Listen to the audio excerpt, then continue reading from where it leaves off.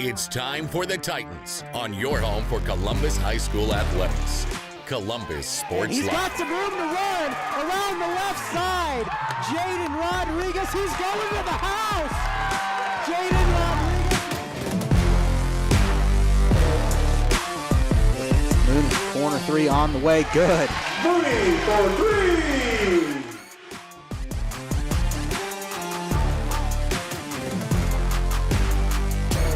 Good hit by Simpson. Go out of here. There's a home run.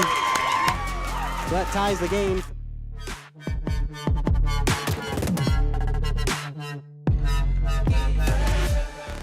Naps it. Open. Valela's going to take it himself. And he is in for the touchdown. There you go. It's time for the Titans on your home for Columbus High School athletics. Columbus Sports Live.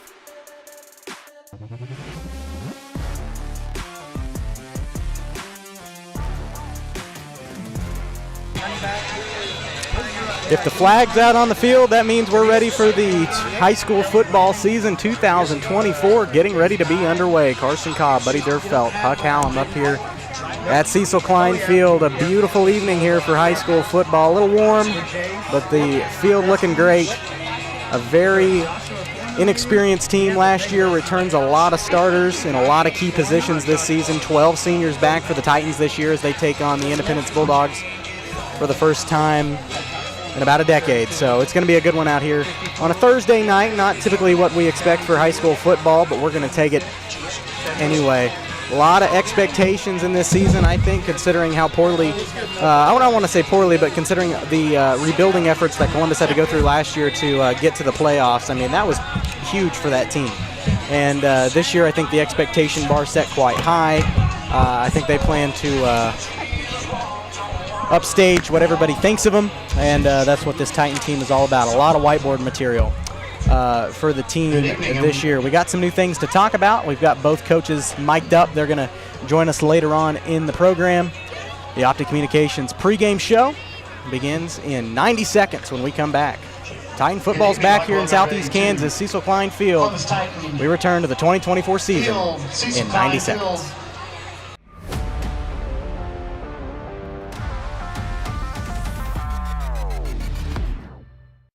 Optic Communications has stood the test of time. Born from the pioneers of connectivity in 1905, they're built on a rich history with roots stretching deep.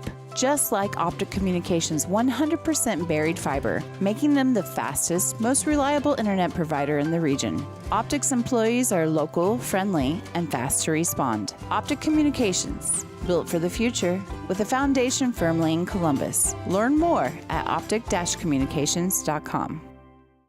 At Spring River Mental Health and Wellness, they are focused on helping the mind and body. That's why they offer a full-service wellness center at the Riverton campus, equipped with a full basketball court and walking track, a variety of cardio equipment, functional fitness equipment, strength machines, and free weights. Members may access group fitness classes such as yoga, cardio, strength and tone, and more. Annual memberships and day passes are available, focusing on the mental and physical health of area families. That's Spring River Mental Health and Wellness. To learn more and for pricing, go to springriverwellness.org. Hello, Four States. This is Jay Hatfield with the Jay Hatfield Auto Group. We've been serving the Four States area for over 29 years, and we now have 6 locations which offer Chevrolet, GMC, Ford, and Chrysler Dodge Jeep Ram. Each of our locations is operated by a Jay Hatfield family member or managing partner. At Jay Hatfield, we're here to earn your business and trust. We have approximately 300 pre-owned and 300 new vehicles in stock or on their way, and we're making deals. Come see us at Jay Hatfield location today and let us make you part of the Jay Hatfield family.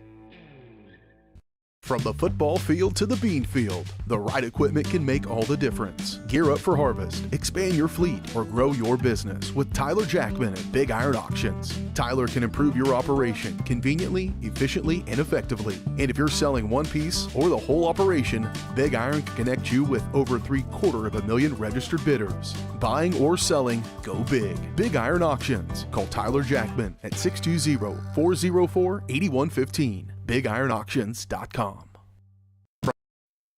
It's a bird. It's a plane. It's Chicken Annie's Girard. When you're facing a chicken emergency, there's only one hero. Catering and carry out from Chicken Annie's Girard. When an onion ring craving is too much to bear, when the family's coming over and you weren't aware, it's Chicken Annie's Girard to the rescue. When there's 20, 30, 100 to feed, you need Chicken Annie's Girard indeed. A heroic value, superb flavor. When there's a chicken emergency, there's only one hero. Chicken Annie's Girard.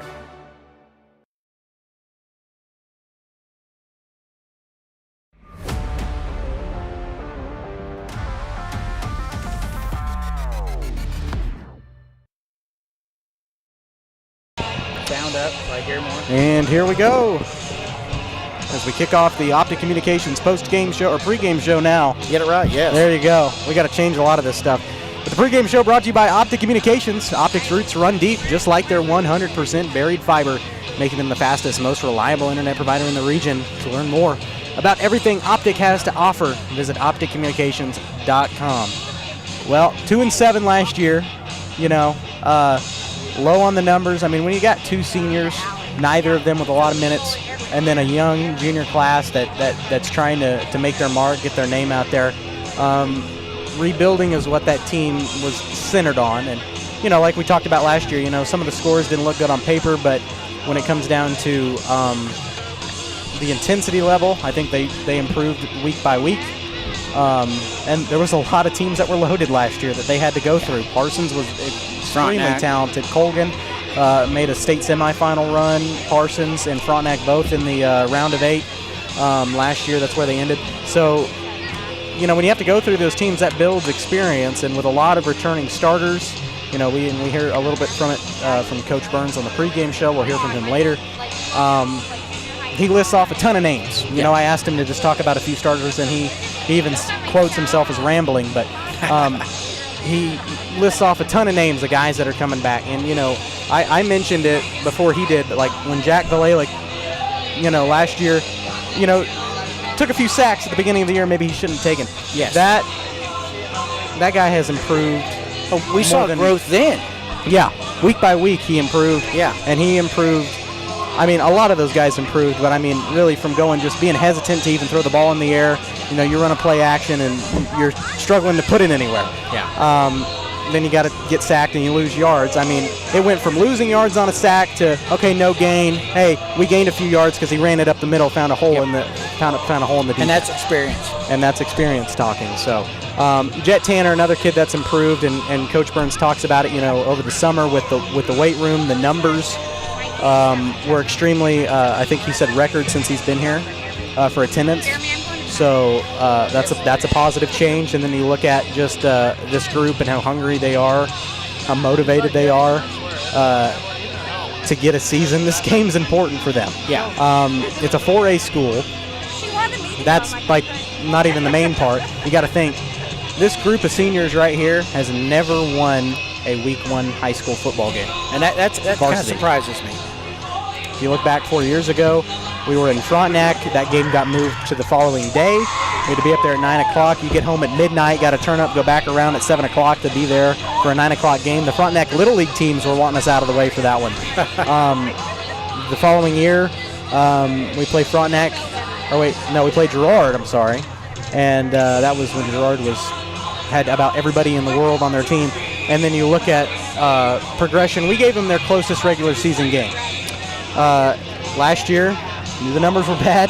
Yeah. We knew that it was going to be tough, and you know we scored on them early, and then Girard had it in the second half. So this group is really wanting this first round win. I think it's going to say a lot about this season, this game tonight. Yeah, and they do want it, but I want to point out, you see these kids in the hall, and they're being humble. Oh yeah. They're not bragging. They have the attitude. They're going to come out here and show what they got. Yep. And that's impressive. That shows experience, and they got a little bit of a fire in them. They remember last year, and they want to make it a better.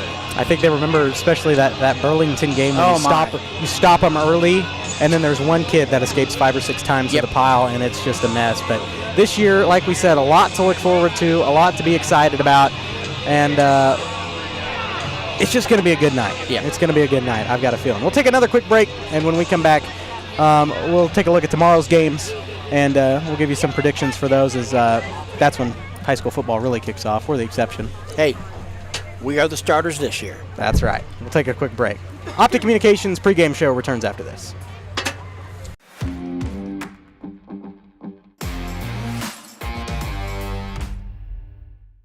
Call's service is outstanding in their field, especially for those that are stuck, outstanding in their field. Call's carries a wide selection of farm, industrial, and heavy-duty tires, all from the best brands in the business. And they've got farm service trucks ready to go. Plus, Call's continues to be the place folks go for car and truck tires, repairs, oil changes, and so much more. If you're in the market for new tires in Southeast Kansas, make the right call to Call's Service, 620-724-4121. See more at callservicellc.com. As one of the oldest banks in Southeast Kansas, Exchange State Bank is proud to be locally owned and operated. Exchange State Bank provides quality customer service supporting the growth of local businesses, agriculture, and the financial needs of families in the community. With competitive savings and loan products, online banking and mobile deposits, free debit cards, and more, Exchange State Bank is working to earn your business. To earn more, call 620-429-1873 or visit esbks.com. Exchange State Bank, you're not just banking, you're banking with friends. Our whole vision of becoming the four-state agency was because we want to be able to grow with our clients, whether they have a lake house in Oklahoma, whether they're starting a business and expanding into Arkansas. We want to make sure that they're taken care of, whether it's home, auto, financial services, or even life insurance. We want to walk through the stages of life with our clients. That's the biggest part. That's what makes us different.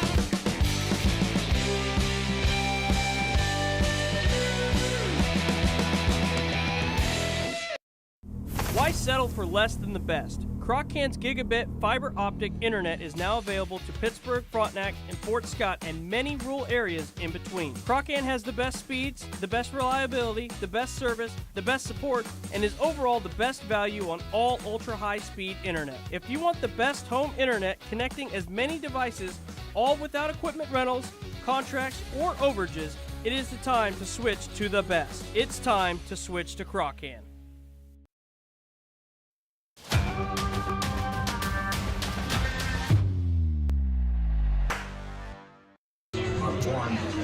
And we're back. Optic Communications pregame show here on Columbus Sports Live. Appreciate everybody tuning in on a Thursday night. I know Chiefs fans are mighty upset about the schedule. Nothing we can do about it.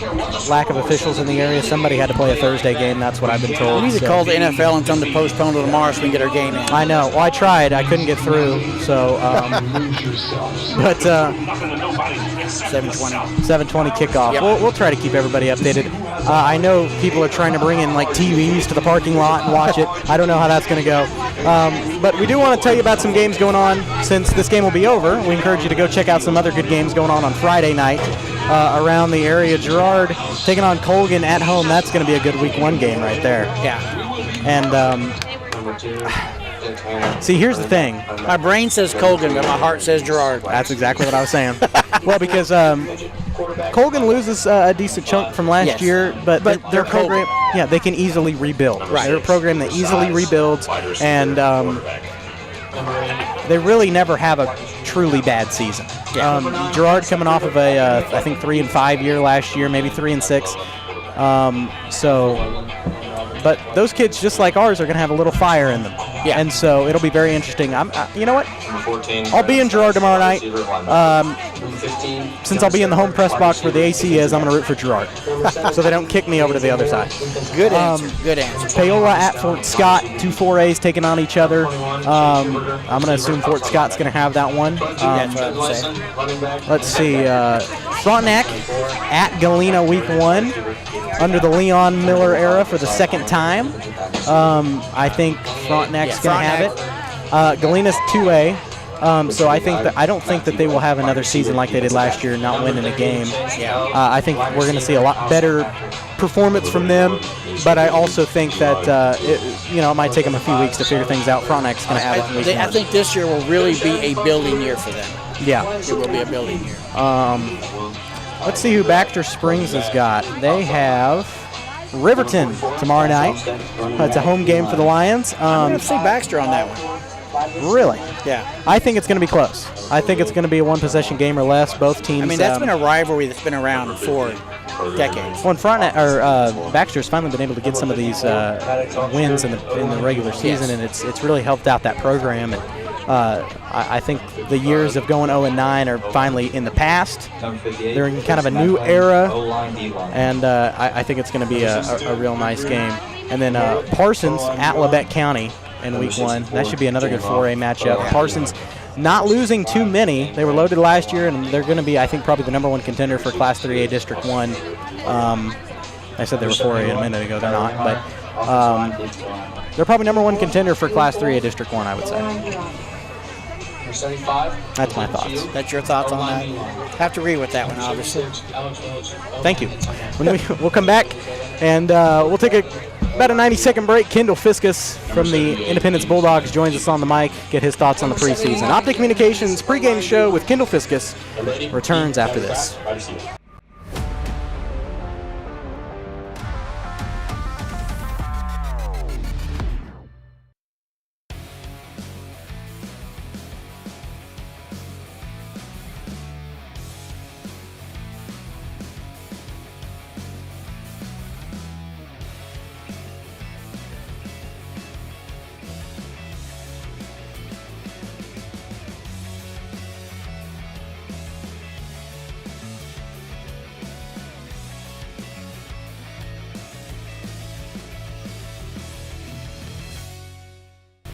One in 5 U.S. adults and 1 in 6 youth experience a mental illness each year. Losing sleep? Feeling tired for no reason? Feeling anxious or sad? You are not alone. Thankfully, we have Spring River Mental Health and Wellness. Spring River offers a comprehensive range of mental health and substance use services to anyone who walks through the door, regardless of their diagnosis and insurance status, even offering same-day services. Take your health to the next level with Spring River's full-service wellness center. To learn more, visit springriverwellness.org. Hello, Four States. This is Jay Hatfield with Jay Hatfield Motorsports. We've been serving the Four States area with motorcycles, ATVs, and side-by-sides, plus offering you parts and service since 2005. We have 2 convenient locations, Pittsburgh and Joplin, selling quality brands such as Polaris, Kawasaki, Yamaha, Can-Am, and Suzuki. Jay Hatfield has a huge inventory available for immediate delivery. We offer financing options and an extensive selection of accessories. Most important, we're making deals. Come in and get your fun started today at Jay Hatfield Motorsports in Pittsburgh or Joplin.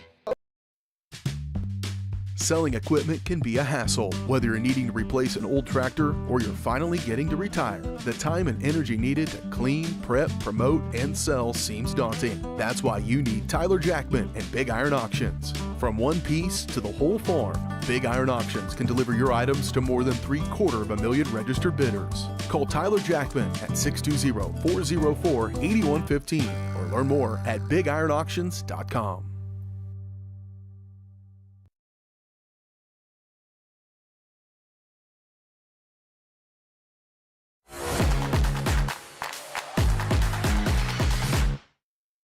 And we're back. We're joined by Kendall Fiskus, the head coach of the Indy Bulldogs in his 2nd season. And Coach, always having a little trial period when you take over a program. You guys were 3-6 last year overall, and not a bad season, but probably the season you didn't expect going in as a first-year head coach. Talk about what last year was and some things you're wanting to change going into this season. So last year we had a pretty senior heavy led team. And we finished 3-6. We had 3 more losses by 1 score. So, you're so close to being at a, above 500 record. You're competing there in the SEK. And then now you're on the cusp, you're the other way. You're fighting to maybe be a 7-8 seed. And then you lose those close games. And so you get bumped down 10, 11, 12 seed. Now you're just wondering what's the point differential, where you're going to be able to go. So, the season started off late for me. Didn't know I'd be taking over until June. So you try to make the best of what you have, and those guys bought in. And so that's what you really look forward to and you look into is that buy-in. And then so we moved into a good summer this year. So those returners, and we had a lot of seniors last year. This year we're going to be real heavy in the sophomore and freshman underclass. So you really got to get them bought in to get the program moving forward. And you mentioned not taking over the program until June. That's kind of got to be hard on your end to really try to build the relationships with those kids, especially because the season starts in early September, and maybe even August when you consider a jamboree. How important do you feel building the relationships is when it comes to the game of football? You have to have that relationship because there's times, on the football field where things aren't, like all great. You're going to have a bad practice. You're going to have to get in and, inspire some kids. You're going to have to get on a couple kids, but you want to make sure that they know that when you have that relationship built. So if you get onto them, you're also loving them up. So, building that relationship is the key, and you have to make sure you get it built as quickly as possible. You can't come in, this is my way. I don't care about any of you. You got to come in saying, hey, I want to be a part of a Bulldog, which you guys are. I want to try to build this with you guys. The only two losses that you guys really had last year that was a big margin was Chanute and Field Kinley Coffeyville, 35-0 in both games. How do you think playing, you guys are a 4A school, how do you think playing good competition like Coffeyville and Chanute that are, notoriously good programs is going to help you guys out? When you play in the SEK and then you play all the other surrounding schools that we play, whether it's CNC schools, whether we go to the ACTBL, it doesn't matter. You have good competition in Southeast Kansas. When we went to our jamboree, we had Caney. So, just kind of prepares you night in, night out. And so you have those two traditional powers in Chanute and Coffeyville, which we had, close games, right until the end. And then Chanute, we gave up back-to-back scores in about a minute. And then Coffeyville, we're on the goal line, and we, obviously you're going for it. Kicking the field goal doesn't do any good. We turn it over on downs, and then they bust a 99-yard run, and that just kind of dampens that spirit late in the game. But it does, prepare you for that grit for later in the season when you need, you might need that extra yard or two. And so you just, that competition always just builds that character, and it builds that strength that you have as a team. How did the jamboree go for you guys? Who did you play, and what did you think your team got out of it? So we went down to Caney. We had Caney and Coffeyville. So, you always worry when you're playing a rival like Coffeyville, what that's going to look like in a jamboree setting, just because it's not set up like a game, but you still have that in-county rival, your biggest rival.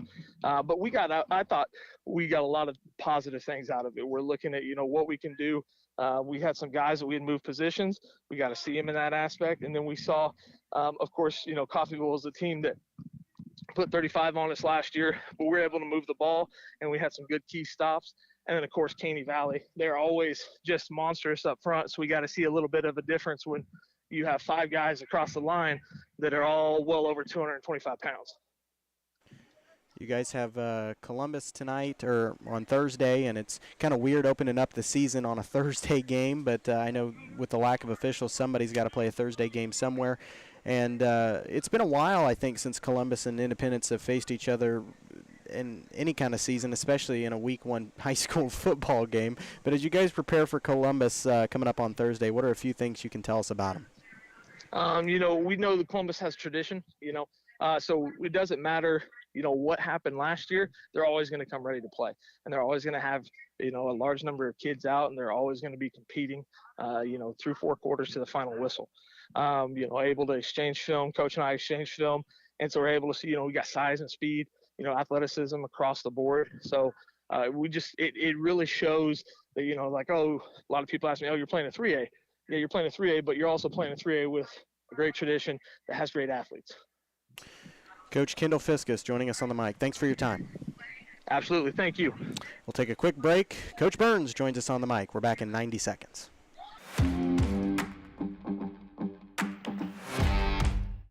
Hello, Four States. This is Jay Hatfield with Jay Hatfield Motorsports. We've been serving the Four States area with motorcycles, ATVs, and side-by-sides, plus offering you parts and service since 2005. We have 2 convenient locations, Pittsburgh and Joplin, selling quality brands such as Polaris, Kawasaki, Yamaha, Can-Am, and Suzuki. J. Hatfield has a huge inventory available for immediate delivery. We offer financing options and an extensive selection of accessories. Most important, we're making deals. Come in and get your fun started today at J. Hatfield Motorsports in Pittsburgh or Joplin. As one of the oldest banks in southeast Kansas, Exchange State Bank is proud to be locally owned and operated. Exchange State Bank provides quality customer service supporting the growth of local businesses, agriculture, and the financial needs of families in the community. With competitive savings and loan products, online banking and mobile deposits, free debit cards, and more, Exchange State Bank is working to earn your business. To earn more, call 620-429-1873 or visit esbks.com. Exchange State Bank, you're not just banking, you're banking with friends. And we're back on the pregame show. Joining us right now, Blake Burns, head coach of the Columbus Titans, week 1 for our annual pregame chat. And, Coach, I know last year a season that filled with a lot of rebuilding, a lot of just trying to get the team to get motivated to play week to week. And, with the numbers being as low as they were, you guys managed to put up a 2-7 record and still make the playoffs, which, not every team did in Class 3A District 1, so you got to give that young group credit. But a lot of them back this year. How did the summer go for you guys? What was the attendance like, and what were a few things you worked on? Our attendance this summer was the best it's been in my 6 years as head coach, so all things considered, after coming off of a 2-7 season, all the struggles that a lot of these kids went through, to see, the vast majority of our 47 kids on our roster this year make all their days one way or the other was very, very encouraging. The buy-in was fantastic. The kids worked their tails off all summer. So summer leading into the season, we have a lot of hope as far as, how things are going to go for us. You guys have got quite a few guys back, especially Jack Valela at quarterback, who I think was, in my opinion, one of the more improved players over that season. He started out, a little hesitant, when trying to throw the ball, but then he managed to, kind of really secure his name, I think, in the district as a guy to look out for in the upcoming season. Who are a few other names that you're on our team that you're looking forward to seeing improve this year? We've had some kids, Brandon Stice, I think, didn't play up to what he expected of himself last year as a first-year full-time starter. He's had a tremendous offseason. He's had a lot of strength. His understanding of the game has improved greatly. Siler Schuberger has done a fantastic job just over the course of 3 years, really understanding what we're asking of him on offense and defense. He's done really well. Jet Tanner, one of the few names I mentioned that aren't seniors of these kids. Jet Tanner has had just a fantastic offseason as far as, just developing into a leader and just somebody we can really count on offensive and defensively. Jace Midget did a fantastic job for us last year. He had 10 touchdown catches, and he had 31 catches total, so one of every 3 balls he caught he was going to score with. And Jack Valela just really kind of came into his own, as you mentioned, just, understanding the game a little bit, understanding, I can't hold on to it this long. I've got to throw it here at this time to get the guy open. And he just did a really good job with it. Carter Henry is the kid we've counted on all 4 years of high school now, and he's turned himself into a pretty darn good offensive and defensive lineman. But then we've got kids that kind of struggled in that first opportunity last year. Kyla Raymeyer and Jonah Smith have really kind of taken it personal and really kind of taken it to heart that they want to be a guy that we can count on Friday nights, and they've done a fantastic job this summer. Reese Ponce is a kid that moved in last spring from Webb City. He's going to be a senior. He's a big body. He will play tight end for us. He's also going to play some defensive end for us. Mason O'Banion, one of the last kids I'm going to mention. I feel like I've rattled off 100 names to you. But Mason O'Banion is going to be a sophomore this year. We played him a couple different spots last year. I think we've kind of settled in on him as a defensive end and a tight end fullback type. And he's a very smart kid, very aggressive kid, knows what to do. So we have a lot of kids that, are going to turn some heads this year, we feel like, just because they've worked very, very hard to kind of hone their craft a little bit and become, not just good football players, but they're also really good people. How did the Jamboree look for you guys against Labette County and Iola? There's always things you leave from Jamboree. You feel like, man, we just were a half second late here. We should have thrown the ball here. We missed a block here. But I was very encouraged by what we saw from Jamboree. There wasn't anything necessarily you'd say is broken. There were a couple things I wished we'd have done better. as far as, defending a couple of plays here and there. I wish we would have been more aggressive up front on the offensive line, but those are things that our kids, until they see it, the first time they've actually gone against anybody other than themselves outside of half shell at Pitt State Camp and Emporia, that we went and did that this summer. So first time full pads against somebody else, I can understand a little bit of hesitancy there, but those are things that we relayed to our kids, and they really kind of took that advice and they've applied it this week. So we're very encouraged rolling into week 1. Speaking of week 1, you guys have Independence on the schedule, and I was looking back, at the books, and I think the last time Columbus has played Independence was in a playoff game in 2013. So it's been several years, and under their new head coach, you guys really haven't had a chance to see that team. Pretty young, according to their head coach, but as you go into week 1, what are a few things you can tell us about the Bulldogs? I can tell you that I know they're going to be well coached. I know they're going to be aggressive because I've watched their Jamboree film, because of course we exchanged it as coaches, so that way we have something to know what the other team's going to do. So, but Independence has got some aggressive kids. They have some team speed.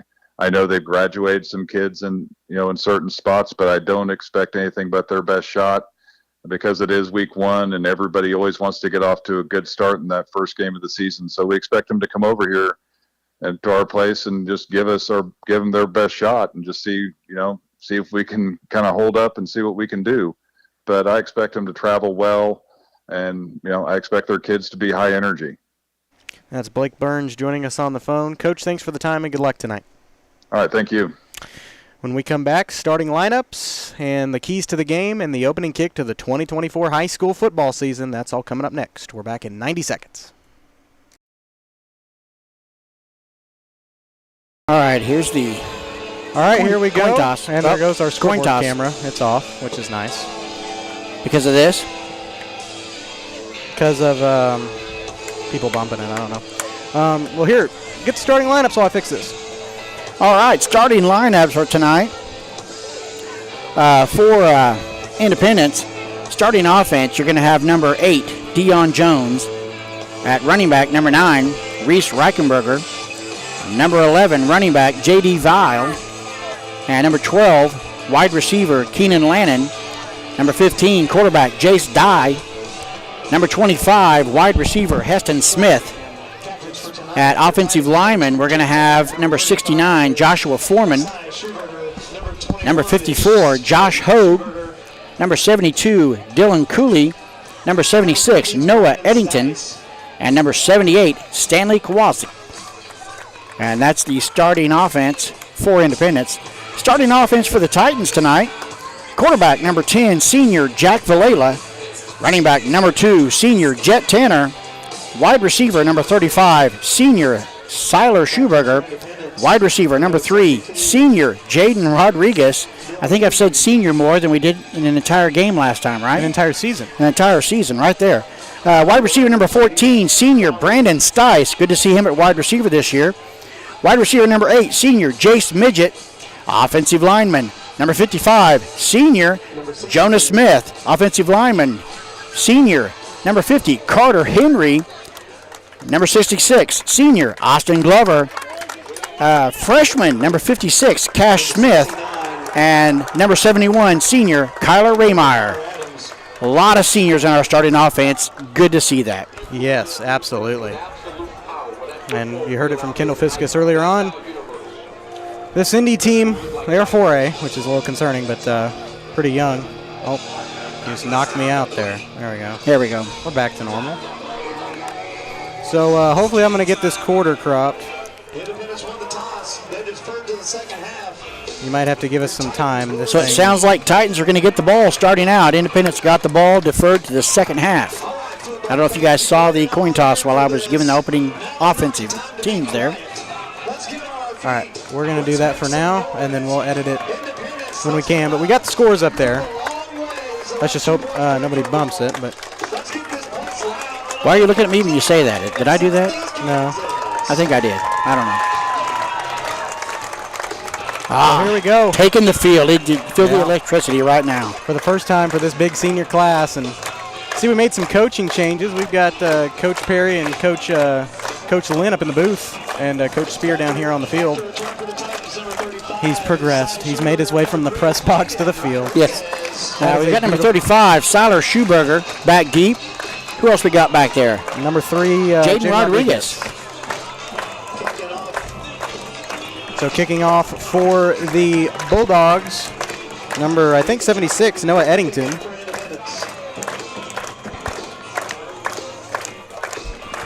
And he will kick off for the first drive of this 2024 season. Good to be with you. Should be a good night of football. Low kick. Low one. And get on it. There we go. Have to pile it. And that'll be covered by Reese Ponce. That's number 81. He's a transfer student. Came here last year. 5A Webb City transfer. That'll be 1st and 10 at the 34. I guess I better get my stat sheet going here. Yeah, you better. Or we're in trouble.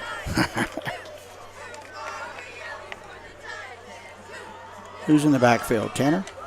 So Titans will split them. 2 to the left, 2 to the right. It's Rodriguez in the backfield. Yep. Schuberger in motion. And Vallela going to have to take it himself, swallowed up on the play.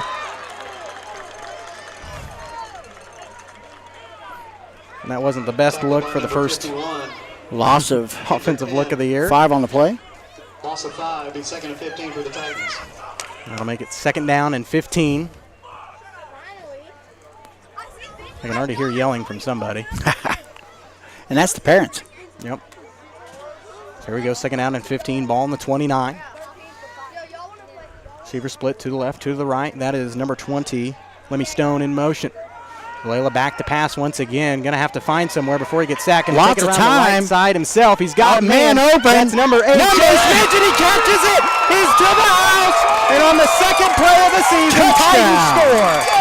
Wow. Jace Midget. 100%. 1 for 1. I'd like to say this now. We have the lead. That was awesome. Way to start the game. Way to start the game. So it looks like number 65, Zane Gray, going to be back to kick. The PAT. I'm going to help us out, and I'm going to turn everybody down in the headphones. Just for our sake. Here's the PAT blocked. That's blocked. And, yep. Well, 6-0 Titans. We're on the board first. Kicking has been one of our things. Yep. We struggled with it last year. We struggled with, yeah. And I'm sure Coach Burns wasn't too excited about that PAT attempt, but that's okay. 11:08 to go here in the first quarter. Titans score on the second play of the year. 6-0 Titans. We're back in 30 seconds.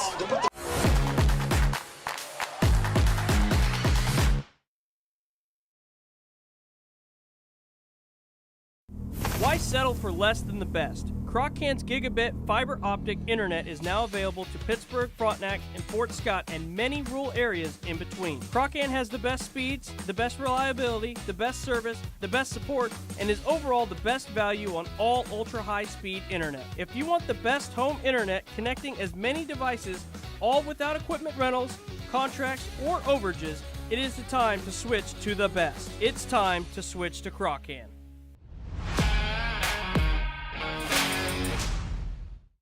Back after this kickoff. 6-0 Titans. What was that? Jack Vallela to Jace Midget. 66 yards. It's a good way to start the year, and like Clint just said, get a little bit louder this time. These boys need this motivation, and that was one heck of a way to start the year. Now number 65, Zane Gray, kicking off the Titans. Maybe he's better on the kickoff than that block PAT. We'll have to be careful now.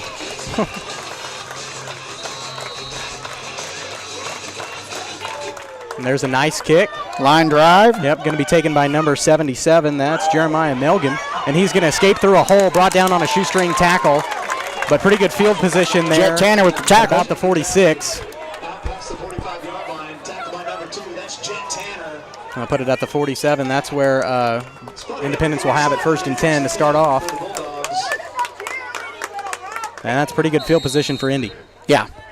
Let's see if the emotions, the defense or the offense got started, passes over the defense. See how fired up they are. That's a bad angle to see numbers. Yeah. Well, when the sun goes down, it gets better. 1 on the right, 3 in the back. They're going to hand off. They're going to try to run it off the left side. That's number 8, Deion Jones, and he's swallowed up on the play for a loss. Loss of 1 on the play, in there on the tackle. You got Stice. Braun Stone.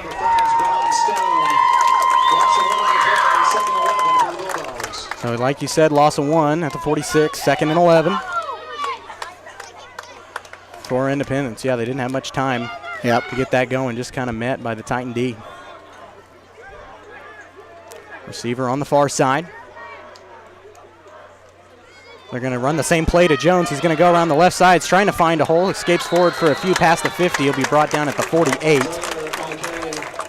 Stice in there on the stop. They pick up, looks like, about 5 yards. Starting defense tonight, we got number 6, Cooper Sias, number 20, Lemmy Stone, number 8, Jace Midget, 3, Jaden Rodriguez, 14, Brandon Stice, number 2, Jet Tanner, 50, or number 5, Braun Stone, 35, Siler Schuberger, 31, Mason O'Banion, 50, Carter Henry, and 81, Reese Ponce. The 5A transfer. Now they'll load up 2 receivers to the left, 1 to the right. They're going to hand it off once again to Jones. They've ran that same play, found another gap, but no gain on the play. And a very nice move there by Titan D to swallow that one up. Braun Stone in there on the stop again.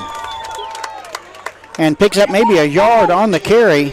Yeah, he'll pick up 1. It'll be 4th and 5. Braun Stone making an impact early on. So Indy's probably going to punt this one away, and because they've ran it to Jones around the left side every time. It's been met. They've tried it 3 different plays. Yep. They tried a little counter on the last one. Seemed to work on on the kickoff because he managed to escape through a shoestring tackle, got to about the their own 45 or 48, but then from there, I'm having a feeling we won't kick to him anymore if we score. We'll score another one. Yeah. Lesson learned. They're going to run the play. They're going to run the play. They're going to run it on 4th down. To the other side. On the left side this time, and he's going to make first down. He's going to get the first down territory. So Deion Jones finally escapes it after running around the right side multiple times. He'll pick up 7 yards on the carry. Close to the 40-yard line. Tackle by number 6, that's Cooper Size. And Cooper Size, the sophomore, on the tackle. Makes me wonder, does he not have faith in his punt game, or is he? Well, that's kind of a, you could have punted and put him deep. He could just have faith in that running back. Well, we'll see. He is a junior. He's one of the more experienced ones on this team, so Coach Fiskus may be interested in running him. First game of the year, doesn't hurt in your first drive to try a few things. Build confidence after that defensive stand they did not have in the first. I know. And they're going to fake it to Jones. They escape it through a hole. That's number 12, and he's going to score. That's Kellen Lanning in for an Indy touchdown. That's a 41-yard catch and run. And they answer back. Yep. Escape through a hole right up the middle. Yep. That was a tight pass in between 3 different defenders. Fake the handoff. Yep. Kind of sneak it inside, and that was all it took for Indy to get in the end zone. And set the run up. They did it over and over, and then pass was open. We'll see what Indy goes for here. Looks like we're going to have a ball game tonight. Just the way it's looking right now. So they're going to go for 2. And they're going to run a 2-point conversion. They're going to run it up to number 11. He is J.D. Veal. Not going to make it. Swallowed up. So we're tied 6-all here. And Cecil Klein Field for the opening game. By number 50, that's Carter Henry. I know the Chiefs haven't kicked off yet, but we may have a better game on our hands right now. We got 11 minutes till that, but Carter Henry on the stop there. Goal line stop. 7:53 left first quarter. We come back to Cecil Klein Field in 30 seconds.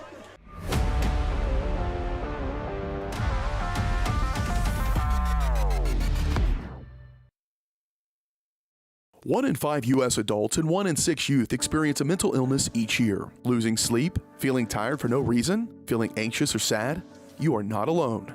Thankfully, we have Spring River Mental Health and Wellness. Spring River offers a comprehensive range of mental health and substance use services to anyone who walks through the door, regardless of their diagnosis and insurance status, even offering same-day services. If you or someone you know is in need of mental health services, please contact Spring River Mental Health and Wellness. To learn more, go to springrivermh.org.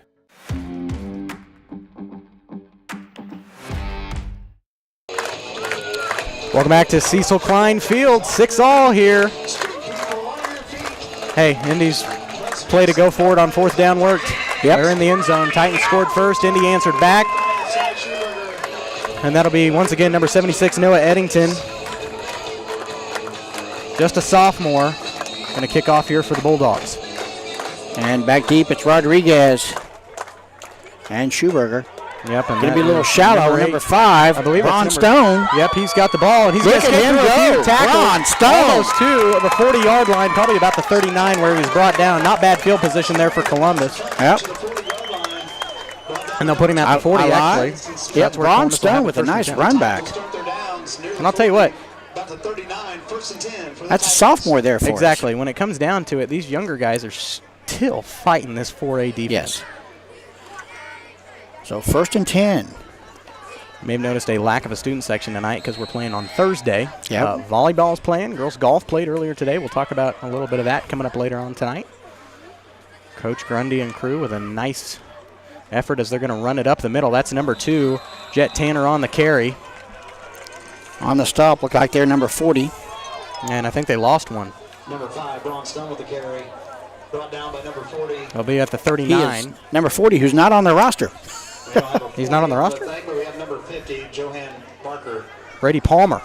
Brady Palmer, okay. Play, 2nd and 10 for the Titans. So that was 2nd and 10 at the 39. Rodriguez for 0 there.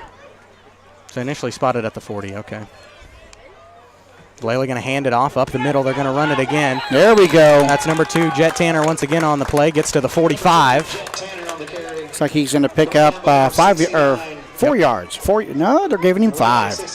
He got to the 45. We'll take it. So 3rd down and 5. 3rd and 4 for the Titans.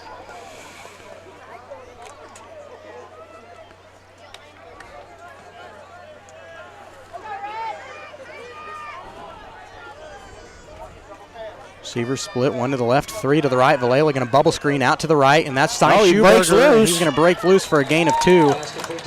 Well, actually, I think he got to the 46. So it'll be a gain of 1. It'll bring up a 4th down and 4. And we got an official, I thought we had an official timeout. Everybody's up, so I think we're okay. Yep. Drawn down by number 40, number 78. He'll pick up what? Stanley Kowalski. Clint's having a hard He'll time. pick up 2 yards. 2 yards on the carry. Or 2 yards on the reception. That says 44, but it's 46. It's a ball on the 46. So who was that last pass to? Schuberger. Flag on the play. And we have a flag. Looks like we have a false start. So a false start, I think, on Columbus. Yeah, they'll be on full start. Will be. False start on the Titans. And I think he'll send the punt team out with that if it's 4th down. Well, 4th down and 3 versus 4th down and 8. A little bit of a difference. Yeah.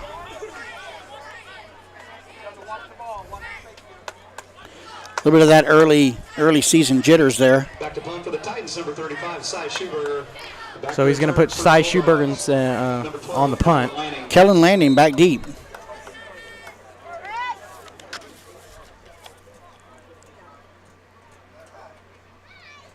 High snap. Schuberger just going to have to quickly get rid of it. And he gets it away.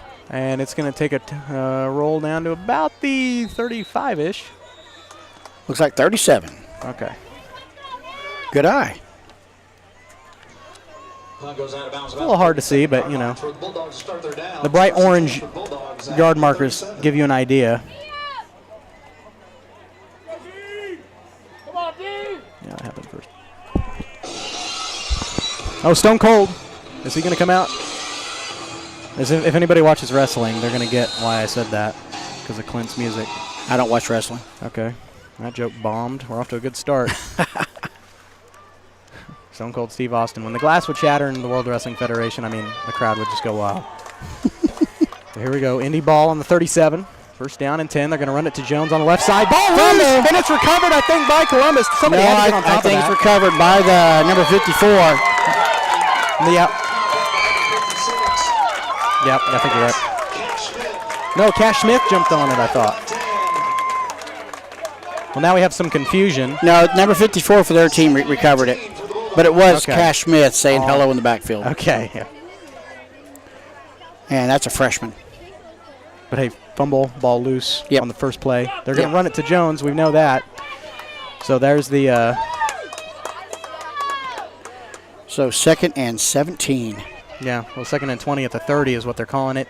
And that's a nice way, especially when you had to punt it away after. Yeah. So who was it on the ball? That was you said number 54. That's Josh Hogue. Who fumbled it? And he is brought down. That was, I believe, if I could see the number.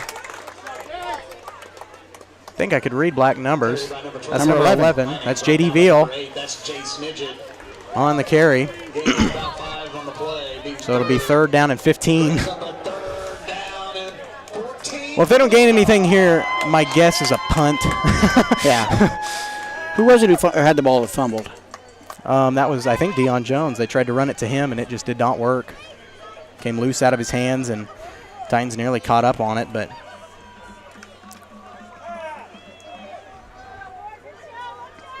you know, early in the season, it's not uncommon for teams to fumble the ball. The jitters. Especially. It's exactly. The early jitters. Receiver split on the left. That's number 15. No. Base guy back to pass. Ball's open. He was tackled. He did not call it down. The white hat? Yeah. That was Brandon Stice who got the ball. Or no, he was on the tackle. So what's the deal?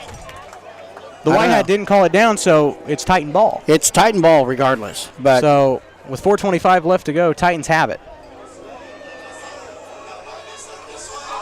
Will it be intentional grounding? Is that what they're probably going to?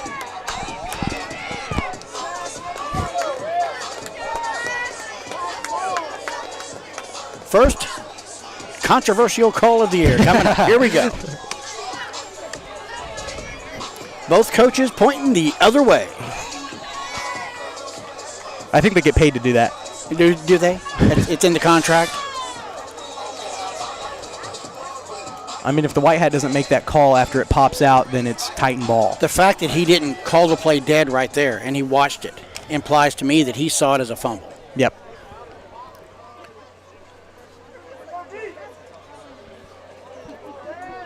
That was Jace Dye who took the sack, and it came out of his hands before it was dead. So we'll see what the white hat says. Flag. They're going to pull the flag. Intentional grounding. Yep. So that keeps him the ball, and we'll see a punt. Yeah. Well, I think they have to. It's they'll loss of down and yards. I was about to say. That was actually the best thing that could happen for them in that scenario. Exactly, because it would have been Titan ball. On the 15-yard line. That's an easy Jack-Jet combo pass, or Jack-Jace combo pass. That's a touchdown right there. So they are lucky to get that. So first penalty of the game goes to Indy. That'll be a 10-yard penalty from the previous spot. Wow. And a loss of down brings up a so that'll be at the 20. That's like. That's 25, 4th and 25. Yeah. So 4th and 25, ball on the 24. And they're going to have to punt it away. That's number 11, J.D. Veal. High punt. It's going to be taken by number 8, Jace Midget. And he's got little room to run. He's going to be brought down. I mean, still good field position. Yes. I mean, regardless. Brought down at the 49, it looked like. So that's where Titans will have it, 1st and 48. 10. Marked him at the 48. Number 72, that's Dylan Cooley. The Titans will start their down. And that was a little bit of the early season jitters. Yeah. You know, when you're punt returning, you can't juke and jive. You got to make a decision and go. And we're going to see that from both teams tonight. Common things you get week one is cramps and fumbles and just the easy mistakes. The side step running, Just getting those week one jitters, especially when you have a young team like Indy and this team that really wants this win. Yes. So there you go. Vallela going to fake the handoff, play action. He's going to try to pass it. He's got a man. That's number 3. Jaden Rodriguez caught it, and he stepped out of bounds, but I'm not sure he stepped out of bounds. But, man, he sidestepped out of that tackle. I thought he was gone. So they'll call it down at the 17. Titans will have it 1st and 10. So from the 48 to the 17, man. Say 37-yard catch and run that for play Rodriguez. Action worked. Uh-oh, it's loose, and Indy recovers it. Fumble on the play. I think Independence got it. Yep. So Independence gets it right back. They're deep in their own territory, but, I mean, I think it slipped on the snap. And Coach Burns not happy about that one. On the 20-yard line.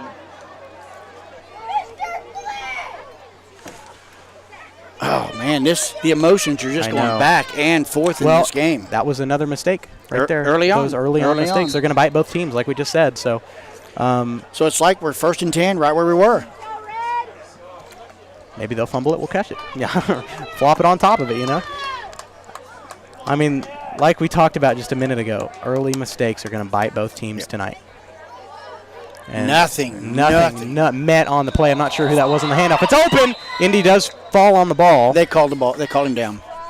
Wouldn't have mattered anyway. Yeah. Tackle made by number 55 for the Titans. Jones picks up 2.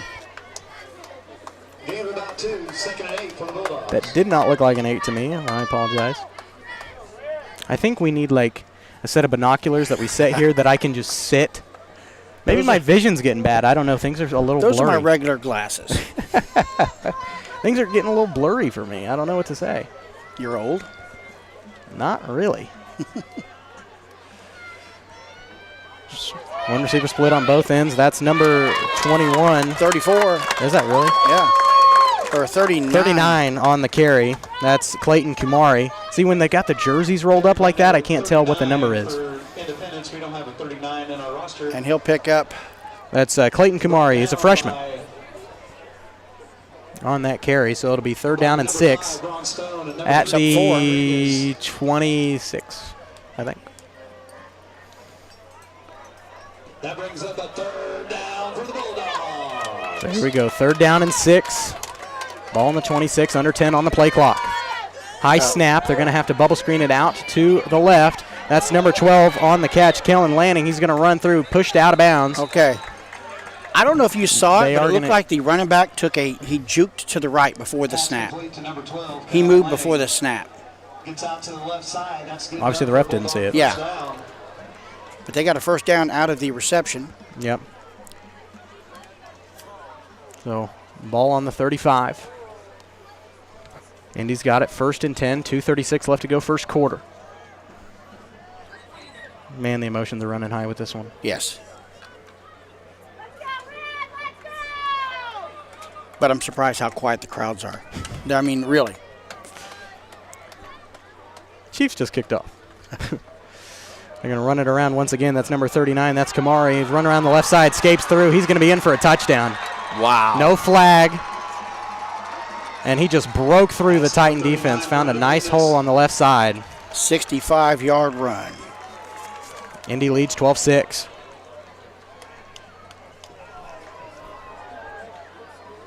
$65-yard touchdown. Puts the Bulldogs on the board, 12-6. So now it makes you wonder, are they going to try to get gutsy and go for 2 again? I don't know. Why not? I mean, that's what I was thinking. Got to lead by a touchdown. I mean, truthfully, Columbus, you take away that fumble there on their end, and this is probably a whole different ball game. It's probably 12-6 right now, Columbus. You take away that fumble.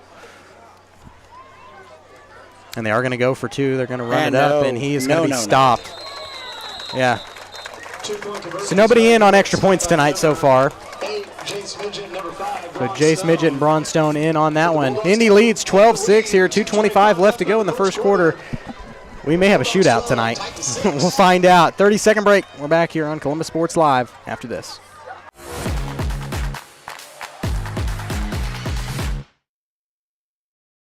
Hello, Four States. This is Jay Hatfield with the Jay Hatfield Auto Group. We've been serving the Four States area for over 29 years, and we now have 6 locations which offer Chevrolet, GMC, Ford, and Chrysler Dodge Jeep Ram. Each of our locations is operated by a Jay Hatfield family member or managing partner. At Jay Hatfield, we're here to earn your business and trust. We have approximately 300 pre-owned and 300 new vehicles in stock or on their way, and we're making deals. Come see us at Jay Hatfield location today and let us make you part of the Jay Hatfield family.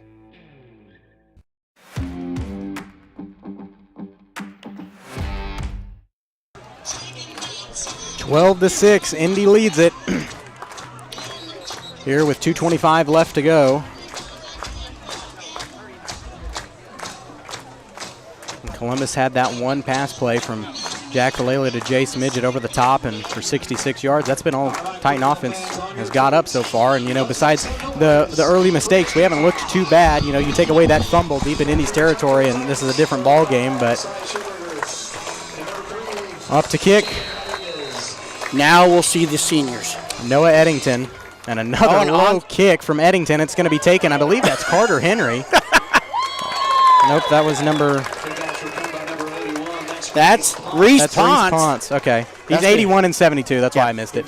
That is a lineman's dream right there. The only way you'll get to run the ball. See, I think Coach Burns is saying, go get that Webb City 5A experience out there on the field. Saying, go out there and run it, boy. So, once again, good field position. Yes. Can't complain starting at the 47. No. That's where Columbus has it, 1st and 10.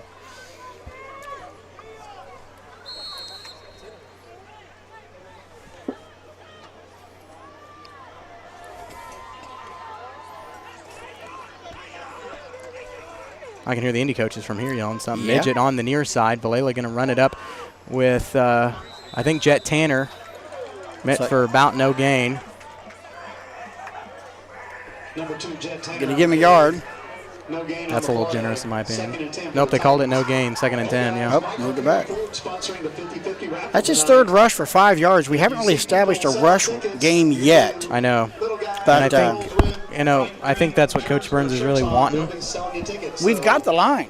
Yeah. We've got some big kids on the line. By a 50-50 chance, and we will announce the winner in the second half. There we go, 1:42 on the clock. Under 10 on the play clock. That's Midget in motion. That's Midget. He's going to run it up. Once again, no gain on the play. Wow. And Columbus having a hard time escaping it around that left side. That Indy D-line is big up front. Logan Pechka. So that'll bring up a 3rd down and 10. Columbus can move it nowhere right now. Coach Burns going to pass it on this play.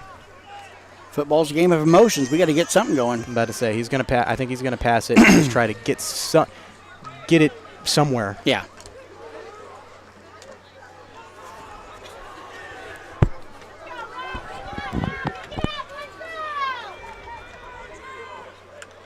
That was Schuberger in motion. Villala once again back to pass. He's going to have to keep it himself, sacked in the backfield, and Columbus is going to have to punt. Wow. Sacked at the 40. And I was hoping that we kind of left. And, like we said, there's going to be those week 1 mistakes. Yep. I was just kind of hoping we wouldn't see a sack this early as the clock ticks under 40 here in the Villala, first quarter. On his taking of sacks and not, he's kind of flowed back to a little bit of first of last year. Yep. He's negative 11 yards already. But, again, it's just that experience and that, fire to get back. Yep. So Columbus going to punt it away. Is that Cy? A high snap. Oh, no. Somebody got to land on it. And Cy going to try to take it and run it, try to make this a decent reception. Good grief, he was met at the 20. Cy Schubert brought down at the 20. That's where Indy's going to have it 1st and 10. Well, they'll call it the 19. Sure, why not? Doesn't really matter. The high snap, it went past Schuberger's hands, and that was 10 feet over his head. It was smart to run around, try to get any positive yards you could out of that, but it was emotional. It was going to be a yucky play from the start of that one. Yeah. Again, these guys got to get their emotions in check. It's not the start they wanted, but with 7.2 left to go in the first quarter, you keep Indy at bay here for these last 7 seconds. Yes. You try to reset in the quarter. Maybe knock them back a few yards going into the second. They have worse field position. And we got a timeout. Yep. Timeout called by Bulldogs. Timeout Indy. Kendall Fiskus wants to talk something over. He's probably trying to score with that 7.2 on the clock. We'll take it with him. 30-second break. Cecil Klein Field. We're back to it after this.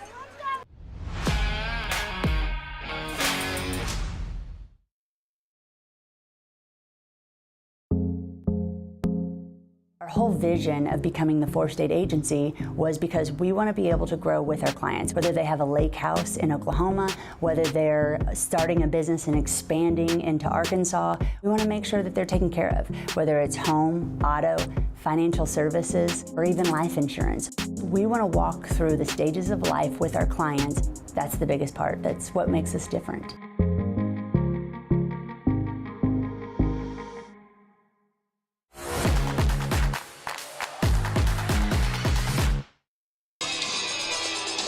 Well, with 7.2 left to go, we'll see what Columbus can do here to stop Indy's offensive line. As it's really just kind of been a lot of pass plays, and last time Columbus tried to get the run game going, we literally went nowhere. Yeah. So, which is surprising because we've got the size on the line. Yeah. Like you said, go back to that fumble we had. We were driving and got that fumble. Yeah, Columbus, we talked about it last year, football being the motivation game. And on the fake handoff, that is number 15, escapes through a middle. Touchdown, Indy. That was number 15, Jace Dye, the junior quarterback. Touchdown Bulldogs, that's number 15, Jace Dye with the carry. And Titans in a hole early here. And that's what Coach Fiskus was drawn up. Like we said, he was going to make a play, make the 7.2 worth something to him, and that's exactly what he did. Yep. So probably a little frustration setting in right now. You know, it's not a lead you can't cut. You've got 3 quarters. No. We need that first stand defense back. I know.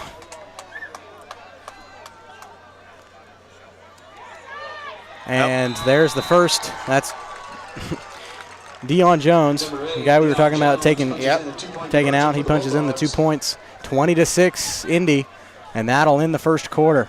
Columbus in a hole, we'll put it that way. Yep. Now it's time to dig yourselves out of it at least somewhat before half. We'll take a quick break when we come back. Second quarter action coming your way.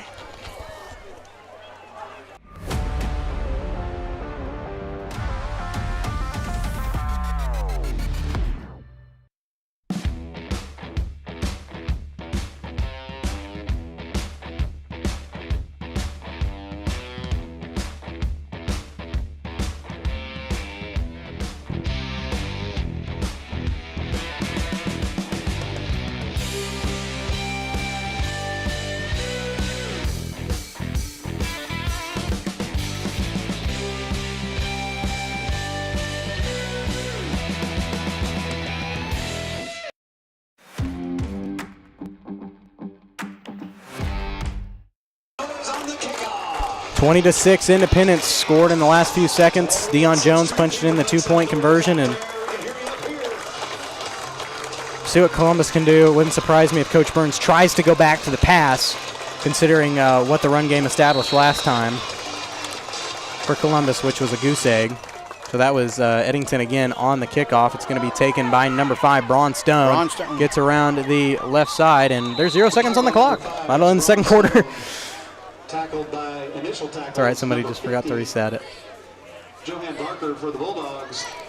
And that ends the first quarter. Oh, did we have like a 0.2 left? Yeah. I thought it was done. Nope.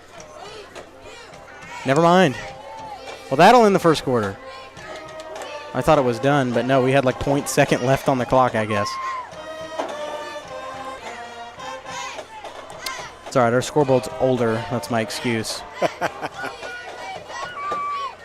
Well, we'll stay in here while we've got time. It's 7:34, no kickoff yet. What time did they kick? I thought it was 7:20. Maybe it's 8:20 due to the time change. I don't know. You know what? Well, typically Google, figures all that out for you. Yeah, the game won't start till 8:20, I don't think. It's delayed.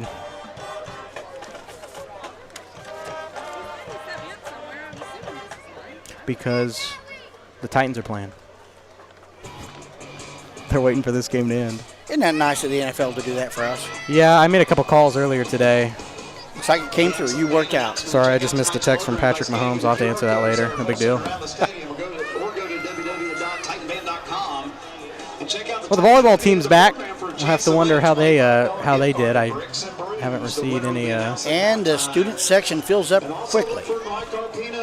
A bunch of them are heading to the band now. Yep. All right, here we go. Later in the second half. So now it's second quarter.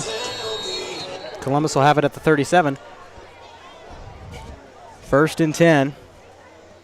Vallela going to hand it off to Jet Tanner. He escapes through, got a little room to run. He's still on his feet. He spins through the tackle, past the 50. Can he escape? Jet Tanner to the house. There you go. What a way to start off the second quarter. Pushed out of bounds. Oh, wow. That's got to be at like the 2. Okay. There's a penalty on the play, and then a guy's helmet is off.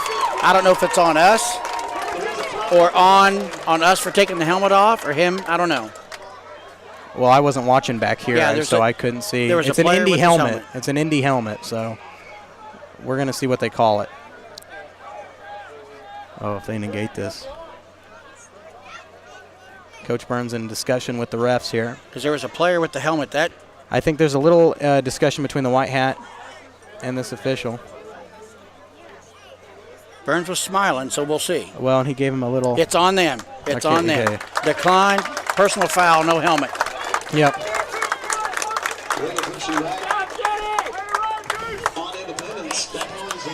So we don't have to mute the mics for yelling.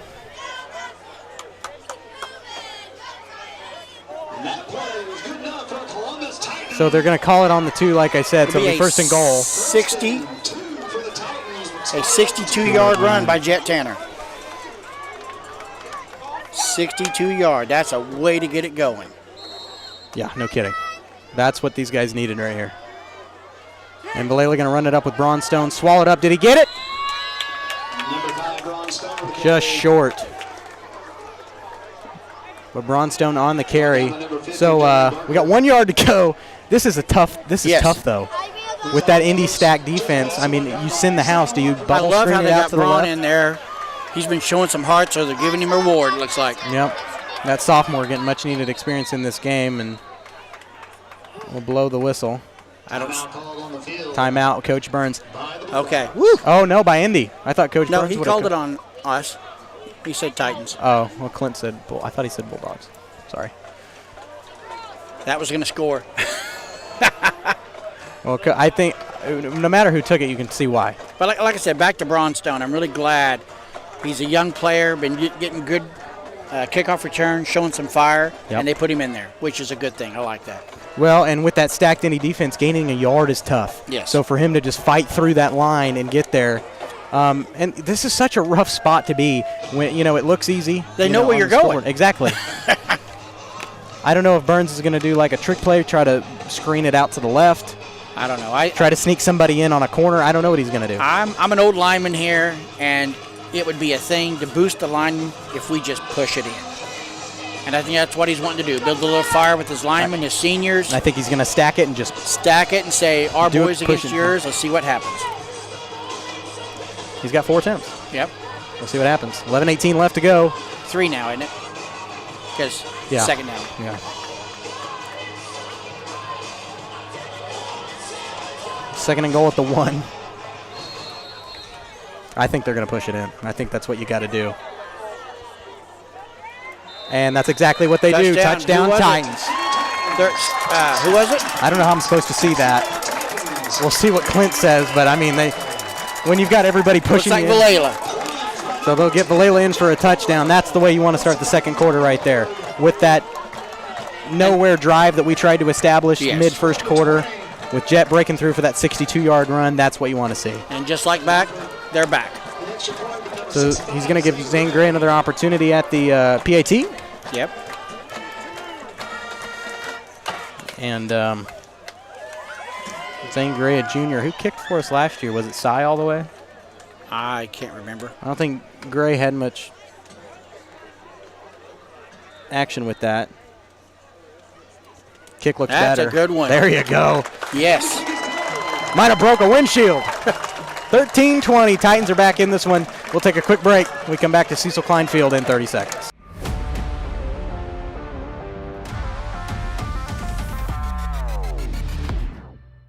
Call service is outstanding in their field. especially for those that are stuck, well, out standing in their field. Coles carries a wide selection of farm, industrial, and heavy-duty tires, all from the best brands in the business. And they've got farm service trucks ready to go. Plus, Coles continues to be the place folks go for car and truck tires, repairs, oil changes, and so much more. If you're in the market for new tires in Southeast Kansas, make the right call to Coles Service, 620-724-4121. See more at ColesServiceLLC.com.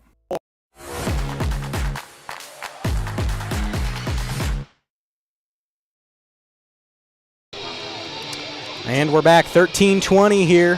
11-14 to go in the second quarter. Columbus fights their way back in at Jet Tanner. Powered through that Indy defense. 62-yard run.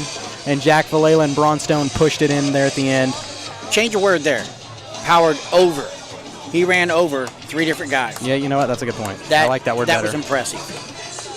I like saying ran over. Yeah.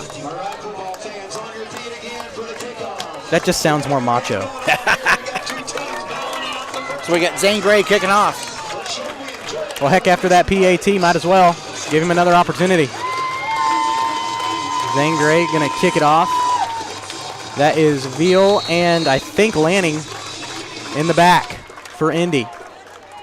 And it's going to be Lanning that takes it. He's going to try to run it up the middle. Somebody's got to grab him. He's running around the left side. There you go. Spin tackle there, brought down at about the 39. Looks like 20. That was Kellen Lanning. I don't know who was on 28 on the stop for us. That is Brody Carter. Yep, the freshman. Again, freshman, underclassmen showing up here again. I say, even with 12 seniors, Coach Burns is saying, hey, I know where experience is. I'm putting them in. Well, I think you saw last year when we had to play freshmen, we had to play sophomores, what it did for them. I mean, if you looked solely at grade numbers, we had a JV team last year. Yes. Wow, they gave him a lot more than I thought they would. So, ball on the 41. Indy has it 1st and 10. And they're going to hand it off to Jones. He's running around the left side.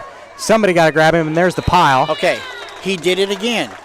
Before the snap, the running back takes a step to the right before the snap. It's a timing thing, and I don't know if the ref is seeing it. I don't think so. Or maybe he's right there and sees it differently, but to me it looks like the running back is taking a step before the ball is snapped. Ball on the 43, 2nd and 8 Indy. 10:38 left to go here in the second quarter. Or the first half, whatever you want to call it. So they're bringing Jones back in. They're trying to run him again, trying to do that same play that didn't work the first time. And right there with Cy on that stop, it's not looking any better so far, as long as I don't eat my words. There's a low snap. It's loose. Somebody get on top of it. Indy recovers. I think that was Jones on the recovery. Nope, it wasn't him. It was a lineman. That was number 16. 76 on the return. Oh, 76. That's Noah Eddington. Almost recovered by number 78. That's Canyon Smith. So Canyon Smith almost landed on top of it there. 2 big guys trying to fight out for it, and it was, you know. And here's the thing about Canyon. This is a special season for him. The poor guy has been injured through almost his entire high school football career. And that's not what makes it special. He's playing with his brother. That too. I mean, Dash is a freshman. Yes.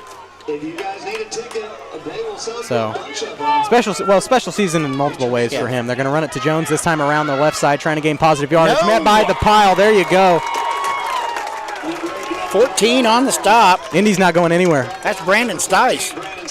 Gain of maybe a yard on the play. So that'll bring up a 4th down. Indy's going to have to punt. Yeah.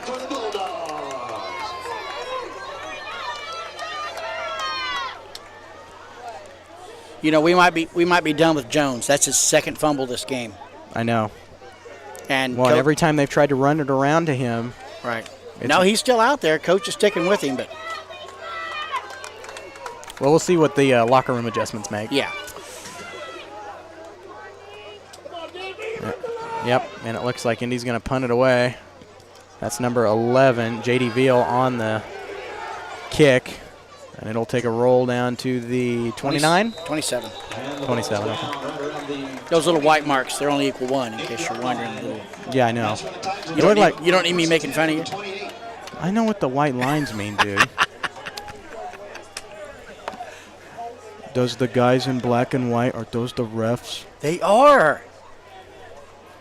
They are. A little bit away from halftime. I believe we'll have a halftime performance. Yep, the band going to perform at halftime. As always, they do a good job. Without fail, every year they bring a group. It doesn't matter who they've got. They show up. So here they go. They're going to run it. I think that's Jet Tanner on the carry, and he is just swallowed up. I don't even think he was brought down. I think that they just had to call it dead there. Yep. Are they going to? Excuse me, number 2, Jet Tanner on the carry. No gain on the play. Nope, second down and 10. At the 28-yard line. Or well. Again, the Mike Carpino Ford 50/50 salesmen are walking through the crowd. Get a hand up, buy your ticket. Oh, yeah, if you see a green shirt when you're not here. I said that, and then I realized we're talking to people at home. Yep. But the Mike Carpino Ford 50/50 pot's always a nice deal. It's just another Columbus home game tradition that you love. That's Valela looking back to pass. He's got a man. That's Cy Schuberger. Incomplete. Out of his hands. I couldn't see it. That would have been huge right there. He had 2 steps on him. Uh-huh. But he had time. Yes. He had time. Valela, after that first sack, I got a little nervous, but the last couple of times, Valela's went back to pass, whether it's a play action or he's just went back to throw it. He's had that. So what do you do now? time. Do you pass? Play action? Run? Number 25, Heston Smith. I think Coach Burns may try to stop running it here in this first half. And watch, he'll run it right now as soon as I said that. But, you know, the pass is working. Yeah. But at that same time, I know. the run worked with Jet Tanner trying to escape it up the middle, but on that last play, he was stopped before he was even brought down. Valela going to back the pass once again, looking for Jace Midget. He's got overthrown. Just out of his reach. And Jace had a couple steps on that guy, too. That was number 1, Javius Gullick. He had a couple steps on him. He would have been gone if that was There's caught. a little handsy going on, but it was going both ways. Hey, you know, whatever. Brings up 4th and 10 for the Titans. So Titans probably going to punt here. Yeah. Yeah, it's almost have to. Yeah. Back deep. Who is that, number 25? That is Heston Smith, sophomore wide receiver. He's not had a pass thrown to him yet. Yeah, it's 25. No, we haven't seen any of him yet. Another high snap. Schuberger just going to have to get rid of it. A high short kick. And it works. Stop it. There we go, guys. And that was Braun Stone. Braun Stone showing up again. Yep. So they're going to. This is Independence best starting field position of the night right here. So they spotted at the 42. Yep. That's where Indy's going to have it, 1st and 10.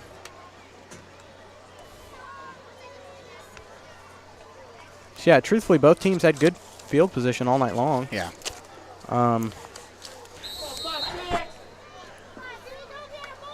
Looks like Jones back in the backfield. Yep. Who else is with him? I don't think they're going to run it to him. They've got 3 in the back. Receiver split, 1 to the left, 1 to the Jones. right. They're going to run it to Jones once again around the right side. It hasn't worked. It doesn't work this time. He does gain a few. And ball came loose. Yeah, I was waiting to see what they said. Yep. Ball down by number 2, Jet Tanner. Jet Tanner on the stop. Brings up 2nd and 9 for the Bulldogs. So once again, they gain barely anything. I think they call it. I think they gain a 1, so 2nd and 9. But they're running. They're setting up the run-pass option here. Yep. I mean, it obviously worked last time on that first play when who was it? Kellen Landing had that 41-yard reception. We got to watch out for that. Exactly. But every time they've handed it off to Jones, it's gone for a little yardage, if any at all. And this time, a little mess up in the backfield. This time it's going to be a quarterback keeper. And brought down at the, well, I'm going to see where they spot it. Yeah, that was a quarterback keeper. That was Jace Dye. Mason O'Banion there, the sophomore. That brings back to what we mentioned earlier. Coach Burns really doesn't care, and Coach Crane too, speaking of defense, doesn't really care what the number says next to the grade. That's not what they care about. Right. And man, are some of these younger guys showing it tonight. You know, after seeing how what Indy's done, I can see them going for it even if they don't get it.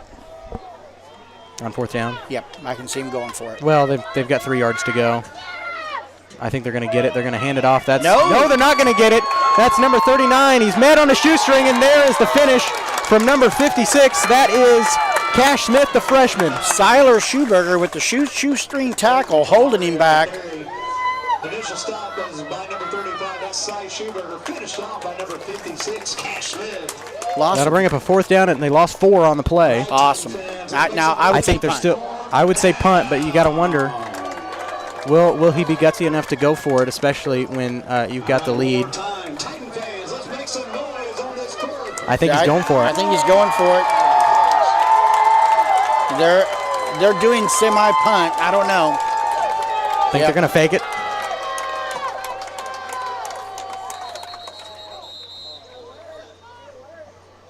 Flag on the play. Goes against Indy.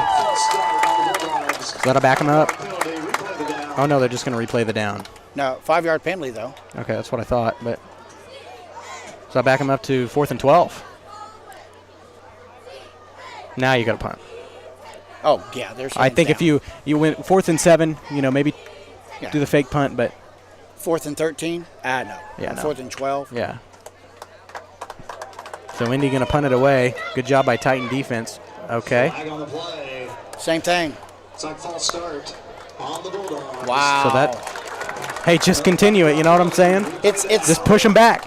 I think now Indy's starting to show that youth. Yep, that's another 5-yard penalty, so that's 4th and 17. Doesn't change anything. It just makes them have to punt it from. Oh, it gives way better feel for the Titans. Oh, yeah, 100%. The farther you back them up, the better. Yeah. We went from, the 43 to the 50? Or the 40 to the 50? And that was number 11, J.D. Veal. And it's going to be taken by, I couldn't see who that was, brought down immediately, just short of the 20. That was Jace Midget. Jace Midget on the return. Okay. Well, Titan ball. Yep. And just think, without those penalties, we'd be 10 yards back. That'd be back to the goal line. Yes. So those penalties were very costly right here. Exactly. A quick announcement, our mini football team will be traveling to because it could have easily been a touchback had they were at the 40. Yeah. But that would have been, I think, want to better. drink your Dr. Are you drinking my drink? No, I'm not. I promise. You got your old man germs, a.k.a. wisdom. So we've got receivers split, 2 to the left, 1 to the right, here on the near side. Malela hands it off up the middle. Number 35, Cy Schuberger. That's Cy Schuberger on the carry. Number 50, Johan Gonna Barker. pick up. Gain of 4 on the play. They gave him 4 yards on that. A little more generous than what I thought he got. I'll take it. So 2nd and 6 at the 21. Here with 5:16 left to go here in the second quarter. We did have everything on the scoreboard. A lot of fans here tonight. I know it's a little off center, but I think people can make it out. Yeah. We'll try to readjust things at halftime. Crossing Construction halftime show coming your way. Layla bubble screen out to the left. And brought on a shoestring and then followed up. Was it Schuberger again? Schuberger again. So they're running it to him. And here's the thing. They're getting these short little bursts. Right. Now it's 3rd down and 1. You have the opportunity easily here to get a first down, even if you want to do a pass here. Picks up 5. That makes it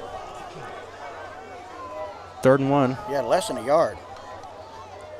And I think they're just going to run it. Nice hole. Fight forward. And that was Jet Tanner on the carry. Brought down by number 25. Did not get the first down. Yep, he did. He picks up 2 yards. Really? Yeah. I thought he was going to be 1 yard short. No, they hit him in the backfield. He earned 2 more yards. Fought forward. Okay, there you go. You're not going to bring him down with the first hit. No. Especially, you can tell he's been in the weight room this summer. Yes. Just saying. Yes. Look at last footage from him from last year. He's a lot bigger of a kid. That muscle. Going to build up for runs. Valela going to bubble screen it out. Nearly nobody there, but it's caught. I think Cy Schuberger again. Nope, that's number 81, Reese Ponce. Reese Ponce gets into the game. Webb City transfer brought down, I think, at the 40. We'll see where they spot him, 39. Oh, my bad. Are they giving you a first down? First down. First to the 10-yard gain. And it is. That play is good enough for Columbus Titan. And there you go. Hey, these bursts right here, this is what we tried to do last year. Now it's working. And you got to remember, this is a young team that we're playing, Indy. Yep. But they're a 4A young team. 4A. That's different than you're playing like a young Southeast team. Another screen. Beautiful out to Cy Schuberger. Okay, the past the 45. The patience he just showed right there was awesome. Yes. And you heard Coach Burns talk about it. Both Schuberger and Valela as just one heck of an improvement, especially over the summer. It's showing a little bit here. I think in that first quarter, a little nervous, a little anxious. Titans are starting to form something together here, I think. We're driving the ball. Valela going to fake the handoff. There's a play action. Back to pass. He's got a man. Jace Midget. There you go. Jace Midget in for the touchdown. 62 yards. That's his second touchdown of the game. He's had two catches, 2 touchdowns, Jace Midget. That Jack-Jace combo might be hard to stop this year. I mean, he was wide in front. I mean, he had a good 6 or 7 steps on the guy. Yes.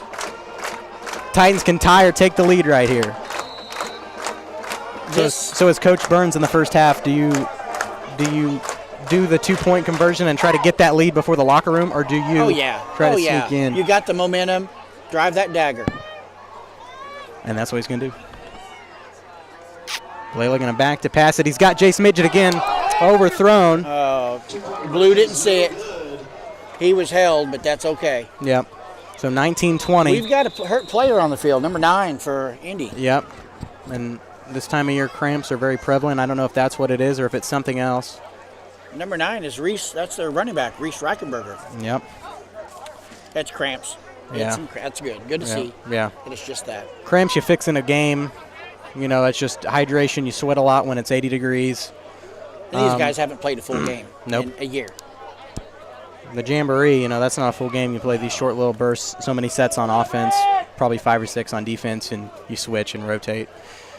So he's just cramping, and like we talked about in the pregame, you're going to see that tonight. Yeah. I cannot say how important it is that our defense steps up this next game. No 3 kidding. minutes left. We cannot let them score. They have not scored in the second quarter. Nope. And so we scored twice.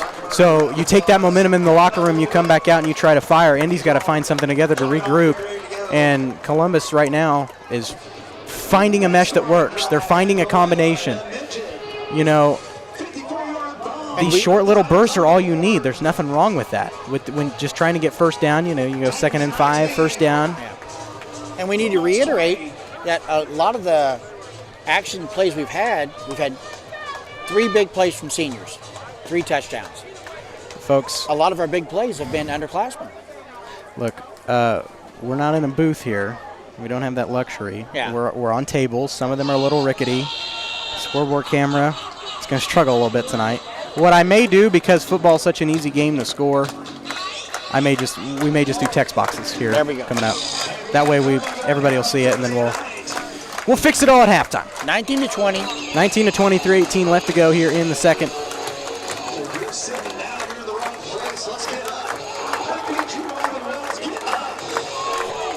If you're sitting down, you're in the wrong place. There you go. I like that. I like that. Now, I have to sit down because otherwise they're going to watch film tomorrow or Saturday morning, and they're going to see my giant dome. So it's a little clear up top. Zane Gray on the kick, and it's going to take a roll outside. Oh, it touched him. Yep, it touched him. He saved it. Yes. Wow. So that'll be out at what, the 19 or something? He was trying to Past be smart the 20. and let it go out, but he chased it, and it bounced back and hit him. Yeah, on his foot. Yep. Right around the 18-yard line, so first and 10 for the Bulldogs. So, Titan defense, a good stop here. We could score again. Exactly. Well, and hey, you know, Indy makes another one of them rookie mistakes, a fumble here. I think Titans easily score if we can get it. Yes. What a change, though, from that end of the first quarter to now. I mean, it was looking rough. And the seniors did not give up. The underclassmen supported. I mean, they're going to have to do it this year. It's been a good game. So 19-23, 18 left to go here. Yeah. Bulldogs on top by 1. And they're going to run it to Jones again. There you go. Wow. What a tackle. Who was it? Canyon. Beautiful work there by Canyon Smith. And you can tell that energy from not being able to play those first 3 years. He's going to take every bit of this season. Loss of a yard.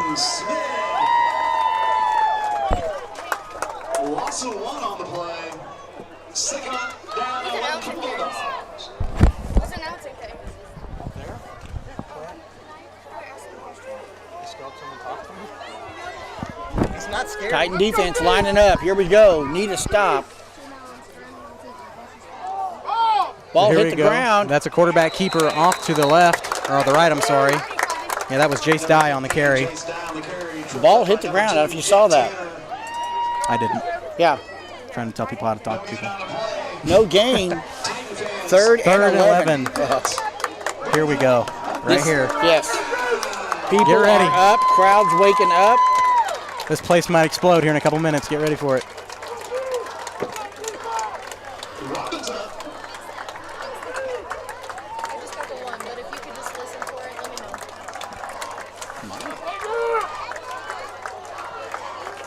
So under 2 left to go here in the first half. Big drive for Indy, big stop here for Columbus. A lot riding on this as we go into the locker room. 3rd down and 11. And you got to get him. That's a quarterback keeper. There you go. 4th down.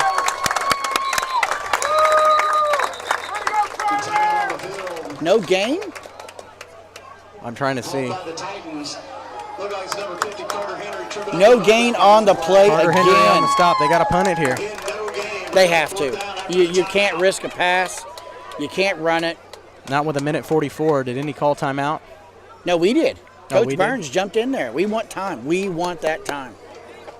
So with 4th down and 11, he's guaranteeing a punt here, Yep. and he's going to set something up. We're back in 30 seconds. We got to take a quick break. Catch our breath. At Spring River Mental Health and Wellness, they are focused on helping the mind and body. That's why they offer a full-service wellness center at the Riverton campus, equipped with a full basketball court and walking track, a variety of cardio equipment, functional fitness equipment, strength machines, and free weights. Members may access group fitness classes such as yoga, cardio, strength and tone, and more. Annual memberships and day passes are available, focusing on the mental and physical health of area families. That's Spring River Mental Health and Wellness. To learn more and for pricing, go to springriverwellness.org.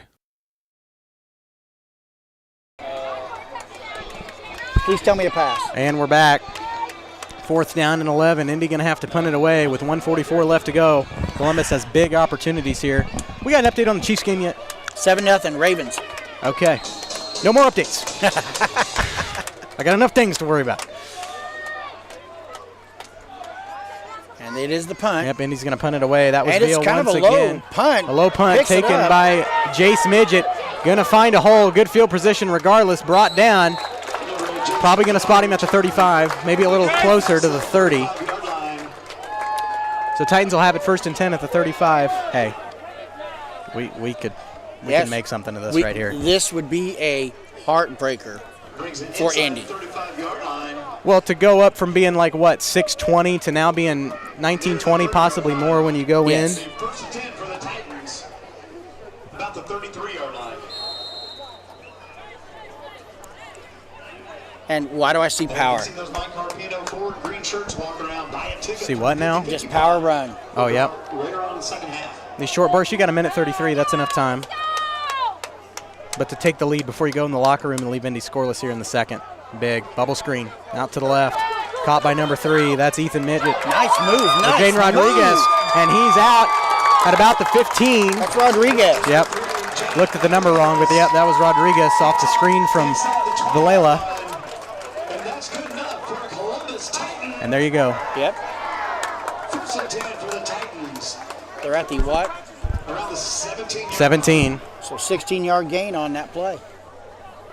Trying to look at an iPad and your stat sheet and the play at the same time, a little difficult.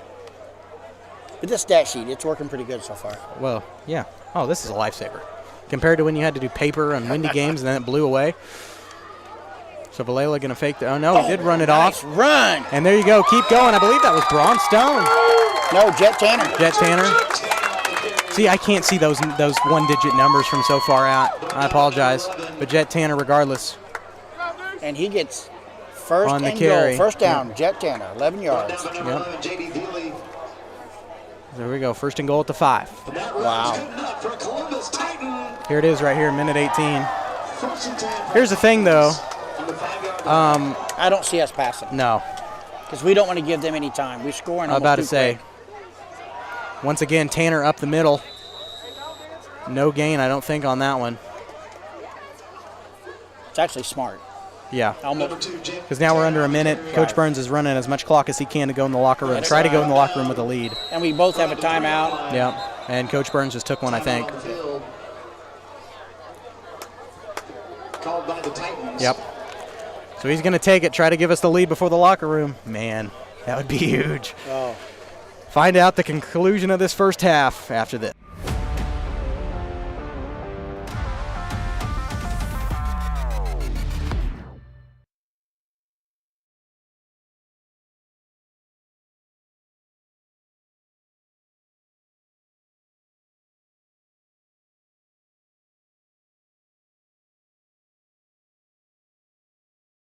As one of the oldest banks in southeast Kansas, Exchange State Bank is proud to be locally owned and operated. Exchange State Bank provides quality customer service supporting the growth of local businesses, agriculture, and the financial needs of families in the community. With competitive savings and loan products, online banking and mobile deposits, free debit cards, and more, Exchange State Bank is working to earn your business. To earn more, call 620-429-1873 or visit esbks.com. Exchange State Bank, you're not just banking, you're banking with friends.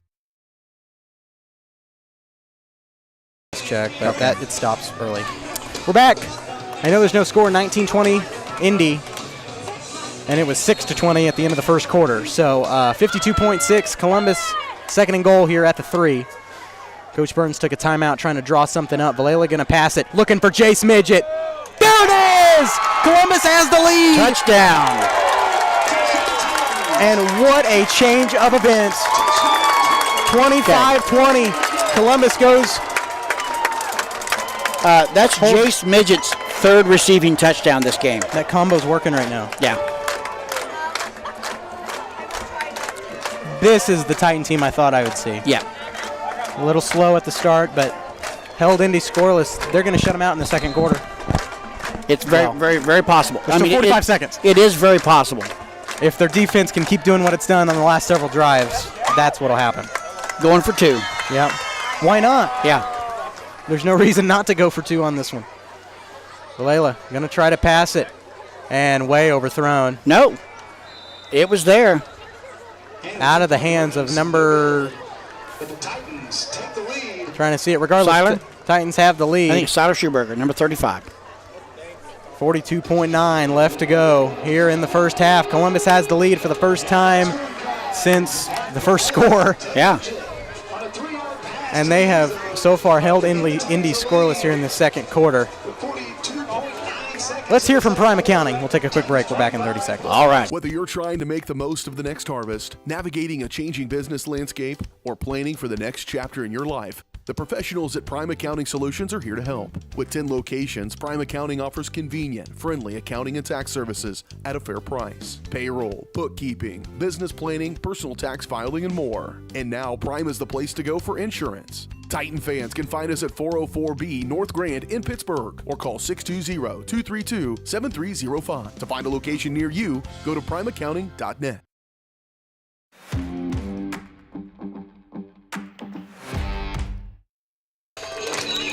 Welcome back. 25-20. Columbus has the lead here. 42.1 in the first half. This has been a great second quarter. Oh, a great game. Oh, great. Well, absolutely. But, I mean, you compare the two.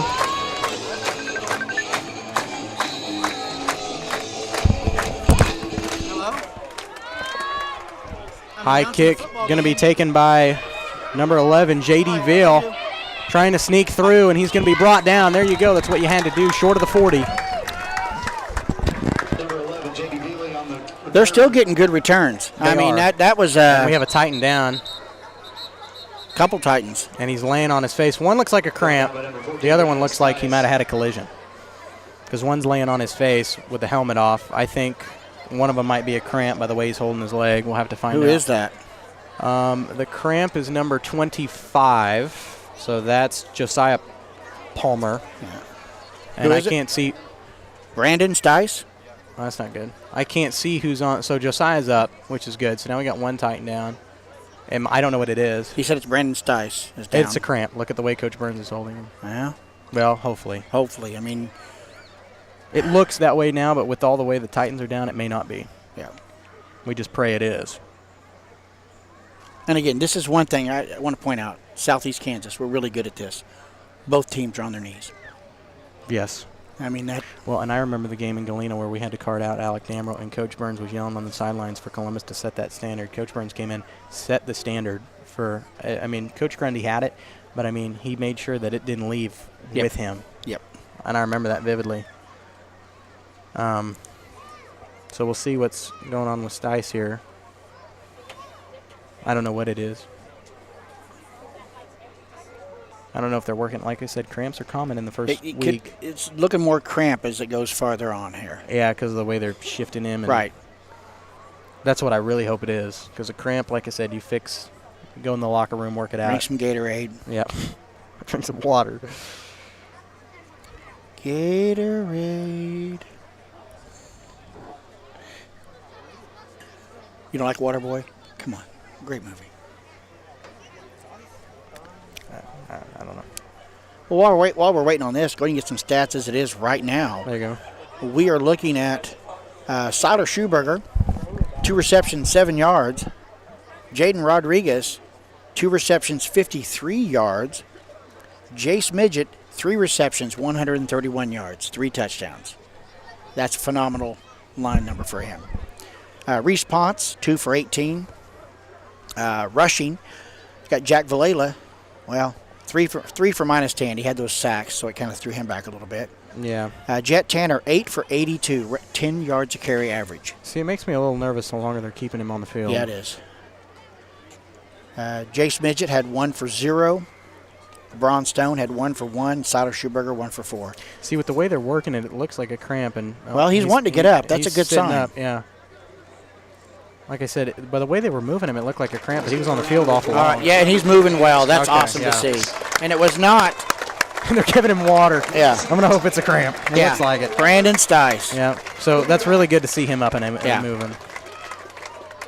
Week 1, you can't lose a big piece like him. You know, and again, with the players are on their knees and both sides of the crowd, you could have heard a pin drop. People were just worried. And here comes the noise. Stone Cold's coming out. Stone Cold. I don't know what that is. Stone Cold Steve Austin? I don't watch wrestling. Go look up Stone Cold Steve Austin wrestling pop when you get home tonight. And I got a brain cell. I'm going to think about that. I got a brain cell. There's a Chiefs game. Oh, fumble. Oh, yep, fumble. He picked it right back up. Quarterback keeper. Oh. He's going to run it up the middle. Shoestring. Somebody's got to get him. There you go. Just fight. Ball's loose. Somebody get on it. Titans have the ball. There you go. I mean, okay, you got to reward the quarterback. He was making that play all on his own. Nobody was there to help him out. Who was it? He was surrounded by a mob of Titans. Who stripped that ball? Who was that who stripped that ball? Lemmy Stone. Lemmy Stone. Get that boy a cookie. Yeah. A Girl Scout won at that. 19-9 left on the clock. That's what you needed. He could have broke through that. I mean, he was around a mob of Titans, but like you said, he was doing that all on his own. Nobody around him to kind of secure that inside. And he would have been the only option to land on that ball to make that recovery. He was trying to make something happen. That was all on him, and you can't fault him. Just an awesome defensive play by Lemmy Stone. Heck yeah. That's what they needed right there. I mean, that's like icing on the cake. The wind is out of their sails, guys. If that didn't break motivation, I don't know what will. If this is a score, oh my gosh. And what's the holdup?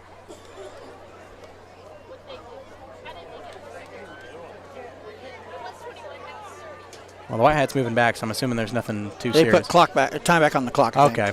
So from 19-9 to 21. 21 seconds. Titan ball here going in the locker room. They lead it by 5. Low snap. Valela going to have to pass. See how much time he's got? Oh, man. There it is. That's Jaden Rodriguez. Oh, he's out of bounds. 1 foot in, 1 foot out.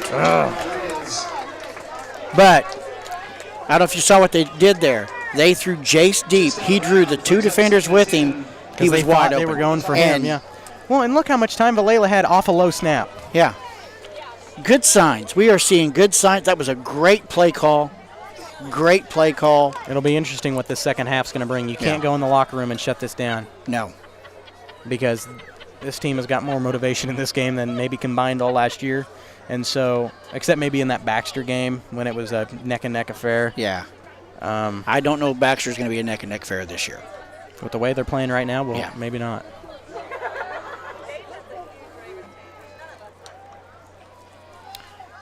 Another good snap. Valela's got a little time. He's going to run it himself. He's got some room. And, overthrown. And they're going to throw a flag right on there. the play. About to say. That was a hard hit. Cy Schuberger, that was intended for. And that was in number 8 on the defense. That was Jones. Little frustration there. Yep, that was the junior running back. That was a bad penalty for them. Yes, it was. But I was anticipating that call as soon as he was hit. Yep. But you can't. It's hard to say it because you never know. Pass interference. Yep. Defensive pass interference. Is that 10-yard? Is it 10 or 15 in high school? We'll find out. He keeps going to 15. I'm about to say I wanted to say it was 15, but I wasn't sure. It is a 15-yard penalty. Almost a spot foul. He's like 8 yards from the foul. And somebody's calling timeout, I thought. White Hat stops play. Reset the clock. Okay. We got a. I think. I'm so glad not. We'll get this figured out. I'm so glad I'm not the clock guy right now. The junior high games were rough enough for me. You can set clock 1.2. All right, I think we're good to go. So did they? No, they put 10 seconds back on. Say they're going to put it at 10. That's fine with me. Yeah. Titan's got the ball. That's Rodriguez in motion. Valela once again back to pass. He's going to take it himself around the left side. Intended for. Ooh, that was risky. That could have been intercepted. That was dangerous. Yep. Timeout. Pass is complete. So with 2.4, Titans with a 5-point lead and the ball here. Number 3, Jay Rodriguez. They say pass. Oh, they said incomplete. Yeah, it's complete. Rodriguez got it for 6 yards. And then our coach, Coach Byrne, called a timeout. Okay, I missed that entirely there. I thought it was incomplete. I thought it was brought in. It was almost picked off. Okay. Well, I thought it was picked off and swatted down. Yeah. Better eye than I have. Maybe it's the glasses. We'll take a quick break. We're back in 30 seconds. Hello, Four States. This is Jay Hatfield with Jay Hatfield Motorsports. We've been serving the Four States area with motorcycles, ATVs, and side-by-sides, plus offering you parts and service since 2005. We have 2 convenient locations, Pittsburgh and Joplin, selling quality brands such as Polaris, Kawasaki, Yamaha, Can-Am, and Suzuki. Jay Hatfield has a huge inventory available for immediate delivery. We offer financing options and an extensive selection of accessories. Most important, we're making deals. Come in and get your fun started today at Jay Hatfield Motorsports in Pittsburgh or Joplin. And we're back 25-20. Columbus with the lead over Independence. 2.4 left to go here before the locker room yelling begins. Ball on the 34. You got to bomb it. There's options. Short screen. Yeah, but with 2.4 and the lead. You get a screen with blockers, you can do the same thing.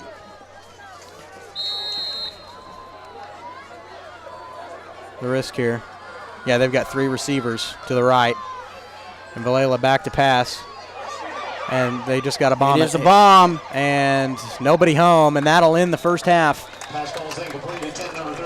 Columbus holds Indy scoreless here in the second quarter after being down 26. Columbus rallies the troops. They lead by 5 going in the locker room. The Crossing Construction halftime show headed your way after this timeout. We are back in 90 seconds.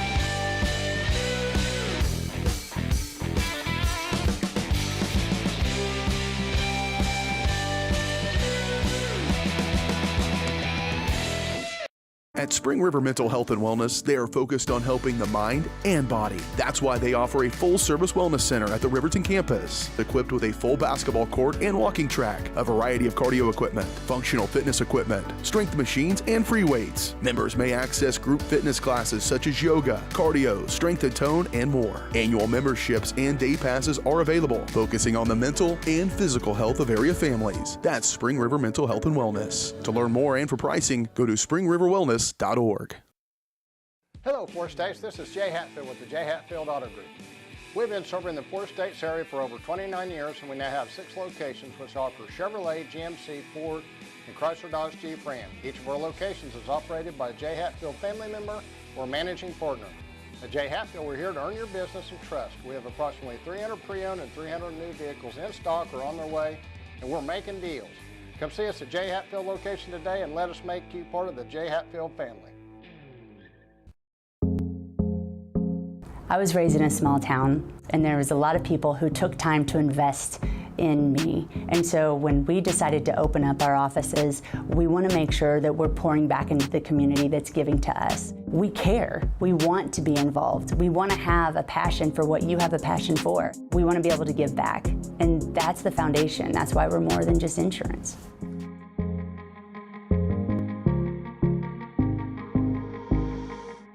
From the football field to the bean field, the right equipment can make all the difference. Gear up for harvest, expand your fleet, or grow your business with Tyler Jackman at Big Iron Auctions. Tyler can improve your operation conveniently, efficiently, and effectively. And if you're selling one piece or the whole operation, Big Iron can connect you with over 750,000 registered bidders. Buying or selling, go big. Big Iron Auctions. Call Tyler Jackman at 620-404-8115. BigIronAuctions.com.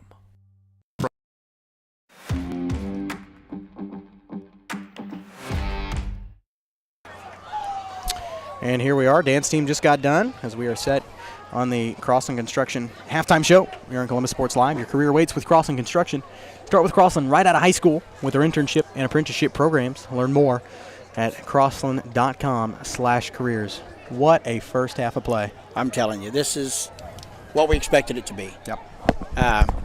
We're seeing that senior leadership step up, and we're seeing it on offense and defense.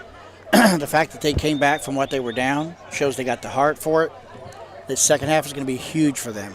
Right now at the stats, we're looking at the receiving leader is Jace Midget with 131 yards of the Titans, 215 yards. He's had 3 catches, 3 touchdowns. Makes it easy. Our rushing touchdown, the one we've had is from Jack Villela, which is pretty amazing when you look at his stats. He has minus 3.3 average for yards per carry, but he still has a touchdown. So, again, he had the line pushing in front of him, and he just followed his senior brothers in. Now, for Indy, we've got Kellen Landing has had 1 touchdown, 2 receptions for 48 yards. Their touchdown was for 41 of those yards. Jace Dye has 2 completions, 2 attempts. Hasn't passed very much, but he has ran 4 for 25 yards. Dion Jones has ran 13 times for 9 yards, and that shows our defense is keen in on him. You can see that. Reese Reichenberger has 0 rushes. He had 1 rush for 0 yards. And then we have J.D. Vale had 1 for 5. And Clayton Kamari, the freshman that they brought in, had 2 rushes for 69 yards. He has one of their other touchdowns. But one of the big things I want to point out right now, and again, I think it shows in the younger team and the team of seniors, right now emotions are kind of flying out of control a little bit on Independence, and the fact we can see it, they've had 4 penalties for 35 yards. Actually 5 because 1 penalty was declined on that big pass play. But Columbus, I almost hate to say it, no penalties so far in the first half. But knock on your head for Wood. I am, but you got to applaud these seniors and all these boys for coming out here. They're playing level-headed, and we're seeing a good game. Yes, we are. Very good game. Very exciting. You know, this group has, I think, higher expectations than obviously last year's group, but maybe in a while. And you look at the, Indy right now, we didn't score as many last year in our Week 1 game. Yeah. But they're running into the same problem. An inexperienced team takes someone that's got something coming back. Yeah. And they get a little heat early, and then And that's kind of how we played a lot last year, like you said. Now, here's the thing. It's still a 1-score game. Yes. You got to keep Independence at bay. At this point, Coach Burns he doesn't care if the second half is exciting or not. If he runs away with it, he runs away with it. That's what he wants. Well, you also got to point out, Columbus has scored 19 unanswered points. Yep. Indy has not scored since with what .1 left in the first. Right.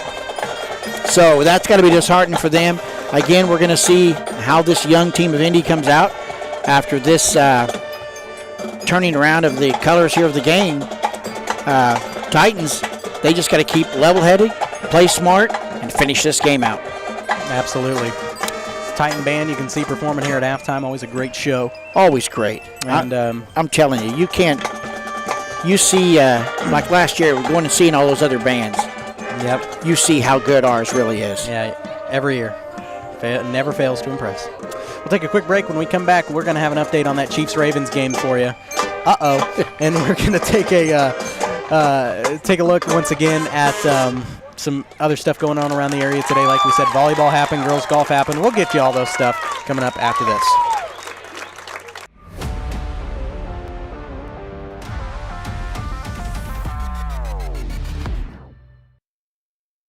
As one of the oldest banks in southeast Kansas, Exchange State Bank is proud to be locally owned and operated. Exchange State Bank provides quality customer service supporting the growth of local businesses, agriculture, and the financial needs of families in the community. With competitive savings and loan products, online banking and mobile deposits, free debit cards, and more, Exchange State Bank is working to earn your business. To earn more, call 620-429-1873 or visit esbks.com. Exchange State Bank, you're not just banking, you're banking with friends.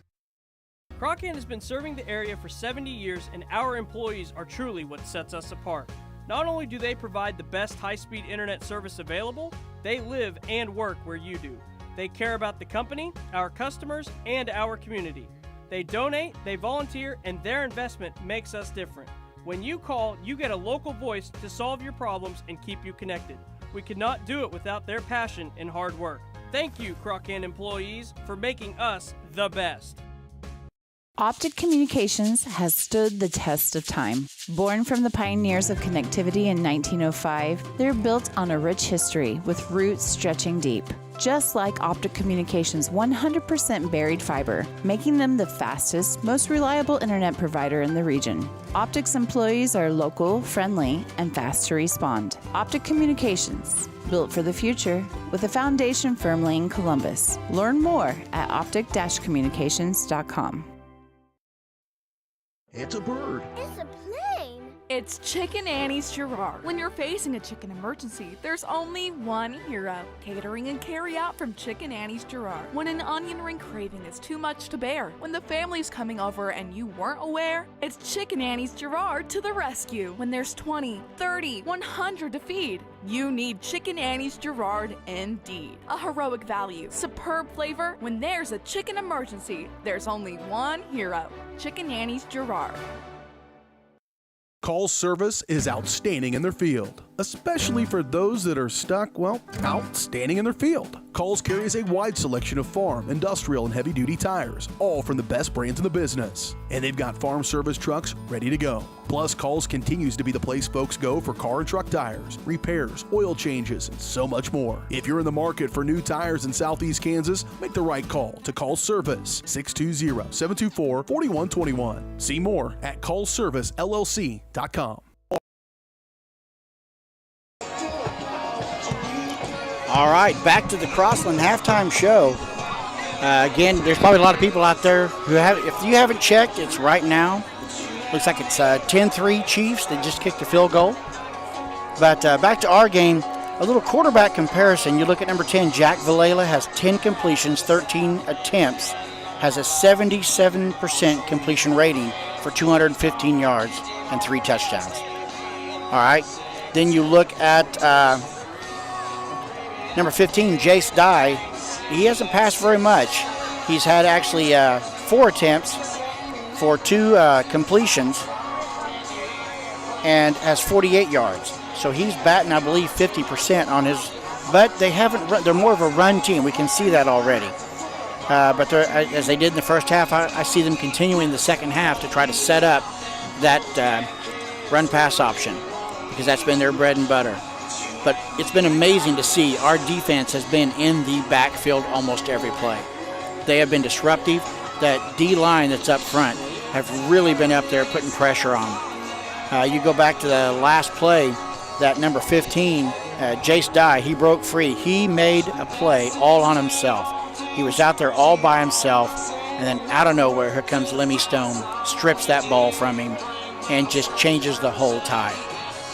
So we're seeing underclassmen, upperclassmen, all these people stepping up, and we're having a really good game out of the Titans so far. And again, you look at the receivers. You go back. Again, Jace Midget having a game so far. 3 catches, 3 touchdowns. For 66, 62, and then 3 yards there, that last one that brought him in. So it's been a really good game, balanced game for the rush and the pass. Obviously, we're getting more yards out of the pass, but then you go back to Jet Tanner's 62-yard run where he was dropped just shy, but still 62 yards in one run, and that was all Jet. He powered over people to get that. Absolutely. So there you go. Right there. And here's the thing. I think maybe the volleyball girls had a little something to it. I was talking to Coach Layson down there. Yeah. And I'll tell you about that in a minute, but she said they got back just right before the second quarter. Yes. and she saw the score probably going, oh, no. We better rush. Our student section's filling back up. She said she was driving back as fast as she could. She looked at the score and said, we got to get there. Yep. Volleyball team, very young this year. We'll have a couple games covering them this week. We'll be at Galena, and then we have a home. I think they're doing a triangular. Yeah. But very young with the numbers. They lost like 7 to 10 girls from last year. I didn't ask her. JV split. They played Cherryvale and the Otishe. JV split. Varsity didn't pick up a win today. But talking to Coach Layson, this is their rebuilding year. Yes. But again, reiterate what you said a minute ago. Those girls wanted to come back. They wanted to come back and support the football team. Yes. And, that says a lot, that they want to come back and just be here for them. She's actually got to go pick up the volleyball uniforms here in just a minute. I'd like to tell you that those halftime stats brought to you by Norma's Diner. The best way in Columbus to kick off your day is at Norma's Diner. Fluffy pancakes, crispy bacon, delicious omelets, and so much more. Or take your midday break with one of their affordable lunch specials. Make sure to go tackle your appetite at Norma's Diner. Let me tell you, you get a pancake from them, you're getting a pancake. It is the size of the plate. I think they have the only biscuits and gravy around the area that battle Daylight Donuts. Yes. So Norma's a good place to go. Go there, guys. Lunch, breakfast. It's going to be good. And they're open on the weekends, aren't Saturday at least. Yep. You can tell I eat there.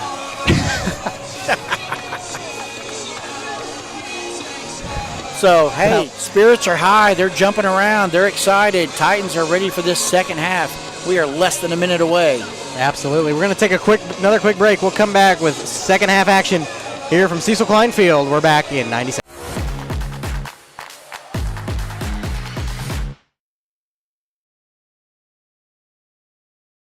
Whether you're trying to make the most of the next harvest, navigating a changing business landscape, or planning for the next chapter in your life, the professionals at Prime Accounting Solutions are here to help. With 10 locations, Prime Accounting offers convenient, friendly accounting and tax services at a fair price. Payroll, bookkeeping, business planning, personal tax filing, and more. And now Prime is the place to go for insurance. Titan fans can find us at 404B North Grand in Pittsburgh or call 620-232-7305. To find a location near you, go to primeaccounting.net. Call's service is outstanding in their field, especially for those that are stuck, outstanding in their field. Call's carries a wide selection of farm, industrial, and heavy-duty tires, all from the best brands in the business. And they've got farm service trucks ready to go. Plus, Call's continues to be the place folks go for car and truck tires, repairs, oil changes, and so much more. If you're in the market for new tires in Southeast Kansas, make the right call to Call's Service, 620-724-4121. See more at callservicellc.com. 1 in 5 U.S. adults and 1 in 6 youth experience a mental illness each year. Losing sleep? Feeling tired for no reason? Feeling anxious or sad? You are not alone. Thankfully, we have Spring River Mental Health and Wellness. Spring River offers a comprehensive range of mental health and substance use services to anyone who walks through the door, regardless of their diagnosis and insurance status, even offering same-day services. If you or someone you know is in need of mental health services, please contact Spring River Mental Health and Wellness. To learn more, go to springrivermh.org.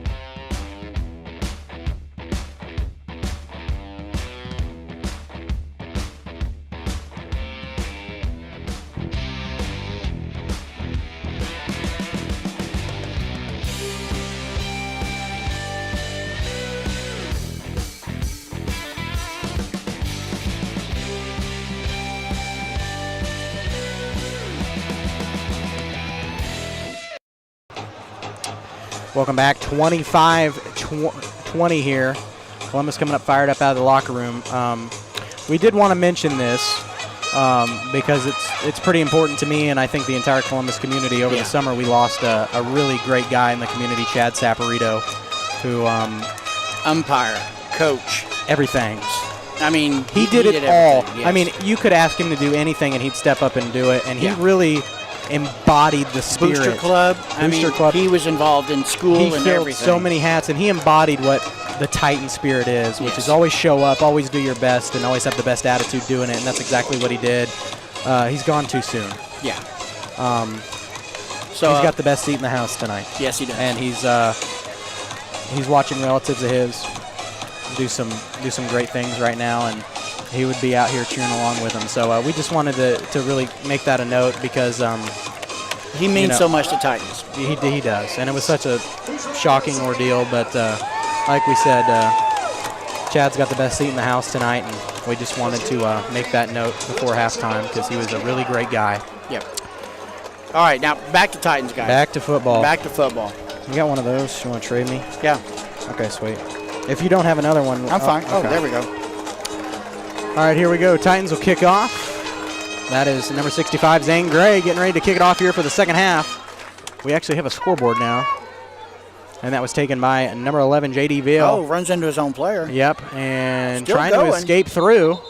Pretty good field position for the Bulldogs, trying to see where he was pushed out of bounds. 42, it looks like. Yep.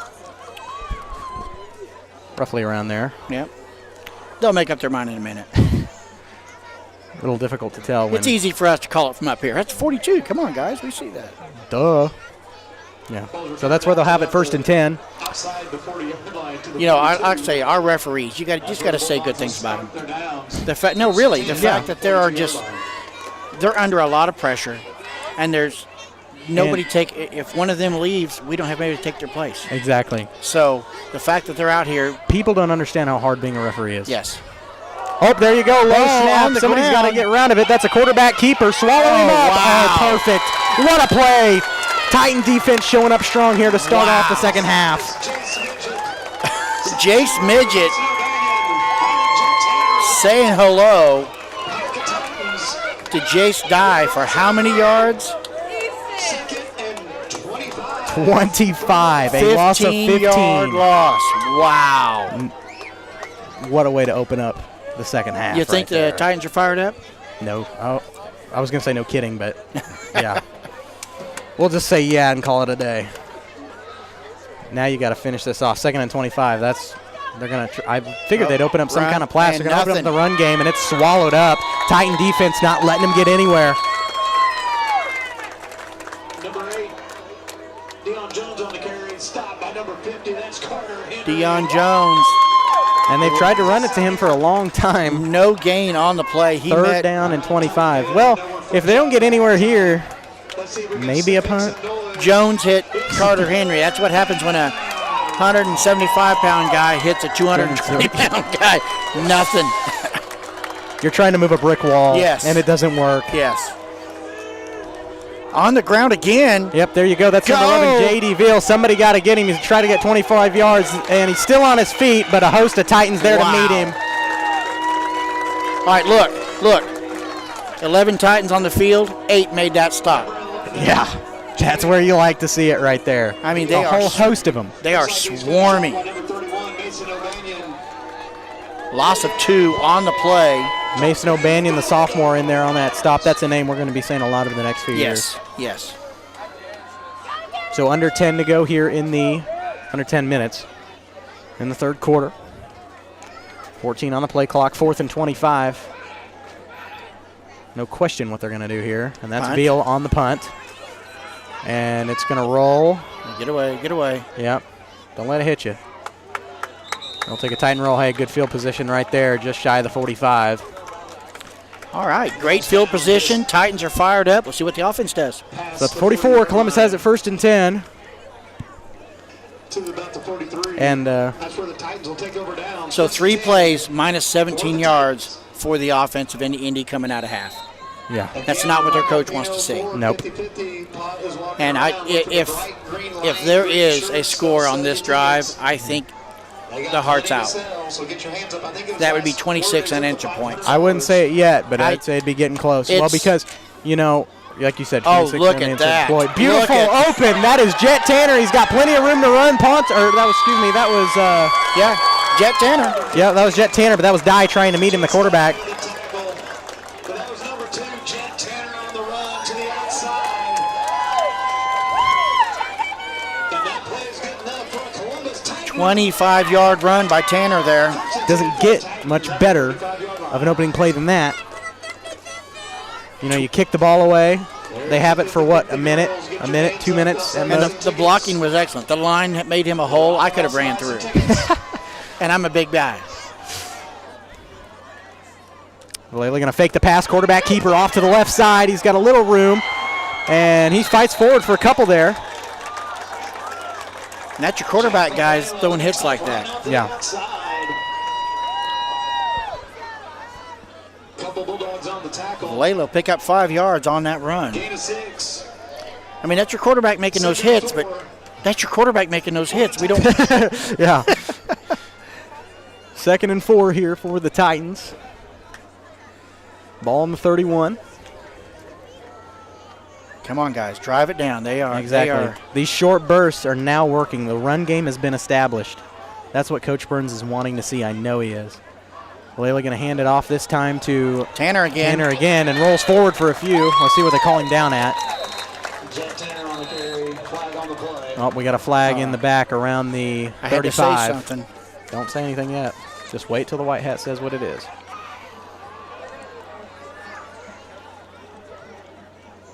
And it's a holding. I'll take that one. That one's on me. The announcer curse of saying they hadn't had one yet. Yep, I was getting ready to say, you made some halftime comments that we'll retract. I'm sorry.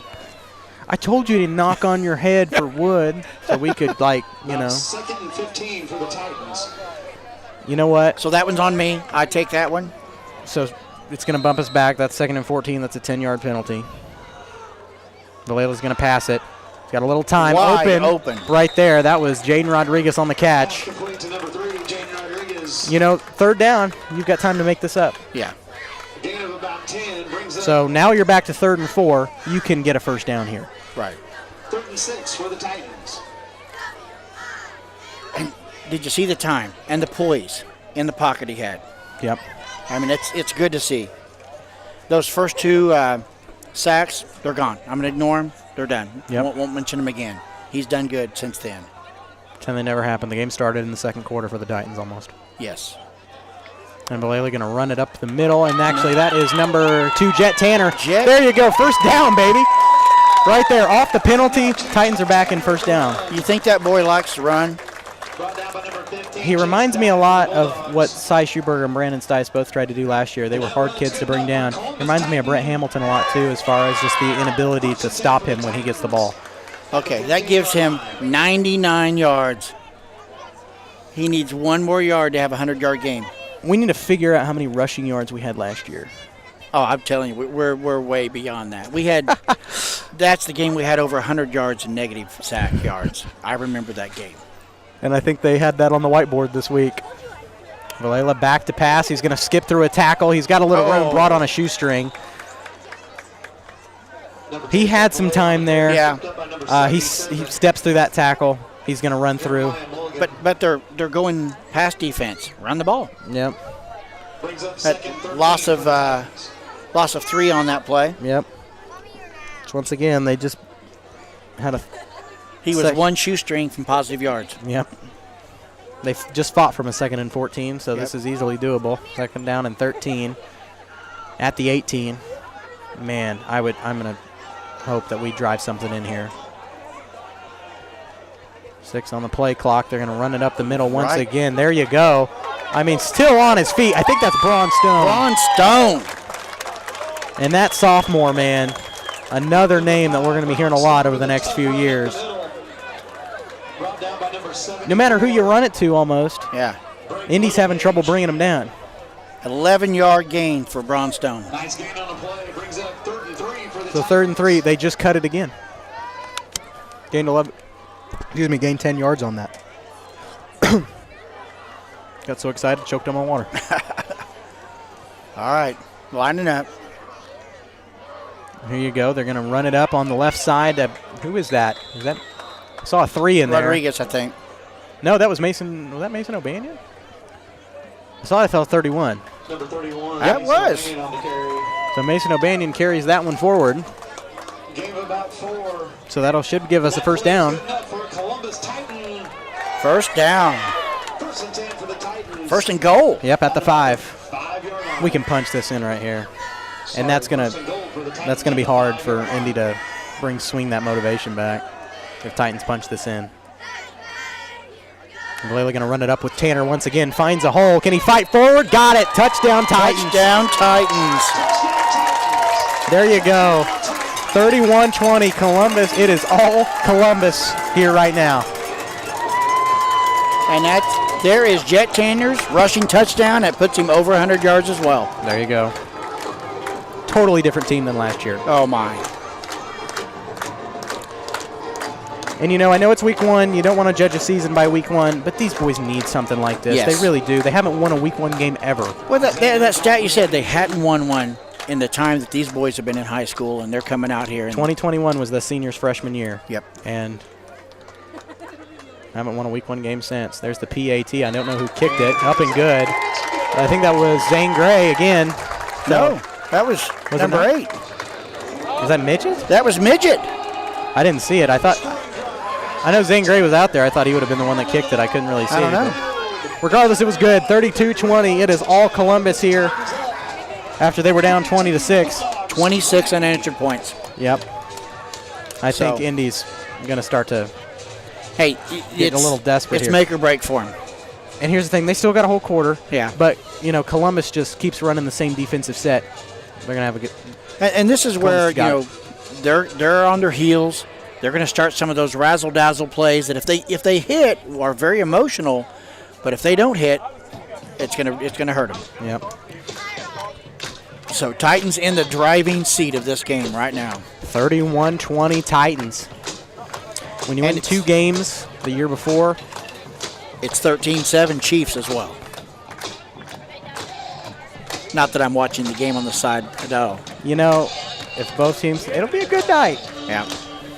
The only thing bad about it is it's not Friday. But that's okay. Tomorrow we got an Eagles game. Well, and here's the thing. Eagles Truthfully, it's Green not Bay. bad because you get to go in the hallway and see how happy these boys are going to be if they come out with this. That's one thing I was looking forward to and a little worried at the same time. If the game didn't go well, how would school be tomorrow? I'm not doing my work. Okay? And again, I want to go back to the last week. These guys have been humbly, quietly walking down the hall. You talk to them, they say, we're just going to come do our job. Yep. And a humble team often is a successful team. Yep. Now here's Zane Gray. Back to kickoff. Another low kick. But it takes a roll, and it's going to be – I think they fell on it. Ball's down by number 35. That's a good kick. I'm about to say they got it around the 30. No return. Around the 30-yard line. It'll be first and 10 for the Bulldogs. At the 26 is where they'll spot it. Well, we'll see where they actually put the ball. At the 30. They've moved it 3 times, so we'll see. Yeah, they're going to put it at the 30. First and 10, that's where Indy will have it. All right. Now, another defensive stand like that, and we can warm the bus up, I think. I wouldn't warm it up. Like, it's hot. They probably want the AC on. Turn the air on. There we go. There they go. They're going to run it up with number 11, J.D. Dales. Fights forward for a few, and that's actually one of the better rushes that Indy's had all night, and we have a Titan down. That's number 14, Brandon Stice again. But this time he's not totally down. I think he might need a little help getting up.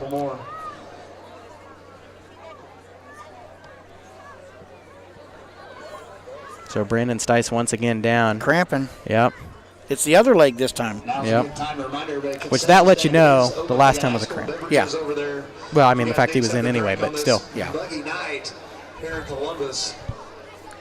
They'll be open here for a little bit longer. And also a reminder that the 50-50 pod is walking around the Mike Carpino Ford 50-50 I've never done the 50. I did the 50-50 pot one time.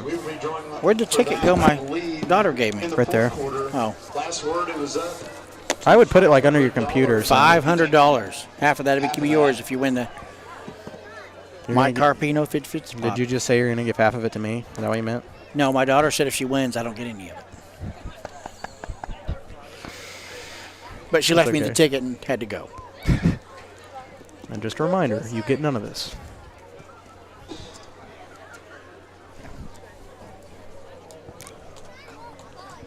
Yeah, 13-7 Kansas City. And there you go, Brandon Stice back up. Yeah. What a tough kid. Guys, this time of the year, cramps happen a lot. Yeah, well, because you're coming off the summer, you're not hydrated properly, you're not drinking enough water. But I know hot. he's been working out. Well, yeah, I'm sure. But it's still hot. Yeah. Can't control the heat. Yep. That cold front will hit after the game, I've heard. Of course it would. And I think tomorrow it's supposed to be nice and cool when everybody else plays. Yep.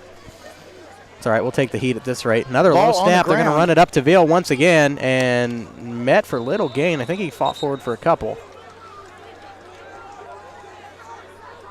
I'm hearing a lot of anger, and I think it's all coming from that sideline across field. Well, we do also have some of their fans down here to our left. Oh, the booth guys? No, I mean, they have some fans over here to the left, I think. They came in early. Oh, okay. I mean, again, it's disappointing. You know, it's got to be hard to see. But a little life in them right now. And the game's not over. They're still I say the game a is quarter far and 5 from minutes. over. I mean, you saw what we did in the second quarter. Exactly. I was getting ready to say that. So, but Titan defense. Titan D, man, they got to keep it. They got to keep up. Ball at the 40, 1st and 10 Independence. Another low snap. They're running it up to Veal. Missed a shoestring. There you go. Nice sack or nice tackle there from Jet Tanner, I think. Yep, Jet Tanner. So he only gained a few on that play. 3 yards on that. Bring up 2nd down and about 7. For the Bulldogs. And again, look, I mean, the student section is now packed. We went from having hardly any, but the band has went, and so the band members have come back out. Yep. Love the student support here right now. Yep. Student section looks 10 times bigger than what it did at the start of the game. But everybody's come back to town. Yeah. And once again, another Trying low to pass. snap. There's a quarterback Flag. keeper flag on the play. They're going to have to get rid of it. And it's probably coming back. I think it's coming back. Number 12, Kellen Lanning. There is a flag on the play. Because the flag was at the, 40? He threw it at 39? Lyman's. He threw it at Lyman's feet, and it is holding. Yes. Yes, it's coming back.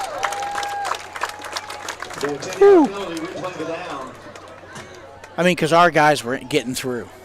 Yeah. He was running for his life. That'll be a 10-yard penalty. It'll still be 2nd down. I mean, you take away a 17-yard gain and get 10 yards the other way. It's a 27-yard play. Yep. With how far the quarterback had to run to catch that pass. So now they are back to the 32, it looks like. Yep. So 3:57 left to go here in the 3rd quarter. Titans lead it. Nope, I forgot to add the PAT. Or the extra point. 32-20. Apologies. I have to edit this myself. It looks good. I like it. Thank you. They're going to try to pass it, and it is caught. caught. He caught. There you go, right there. So that was one of the first. Indy finally went to the passing game, and that opened up a little room for him. That was Lanning on the catch. Good enough for a Bulldog 1st down. 20-yard catch and run for Kellen Landing. That'll give him 68 yards on the night.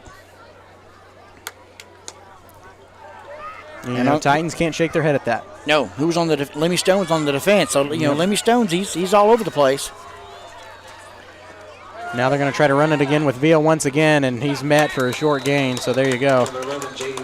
I'm surprised they haven't tried to. They didn't retreat to the passing game earlier when they had 20 unanswered points. Yeah. Well, I don't think they wanted to stop the clock. That was a factor there. Yeah.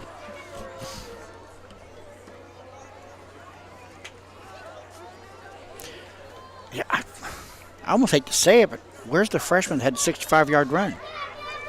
Why have they not brought him back?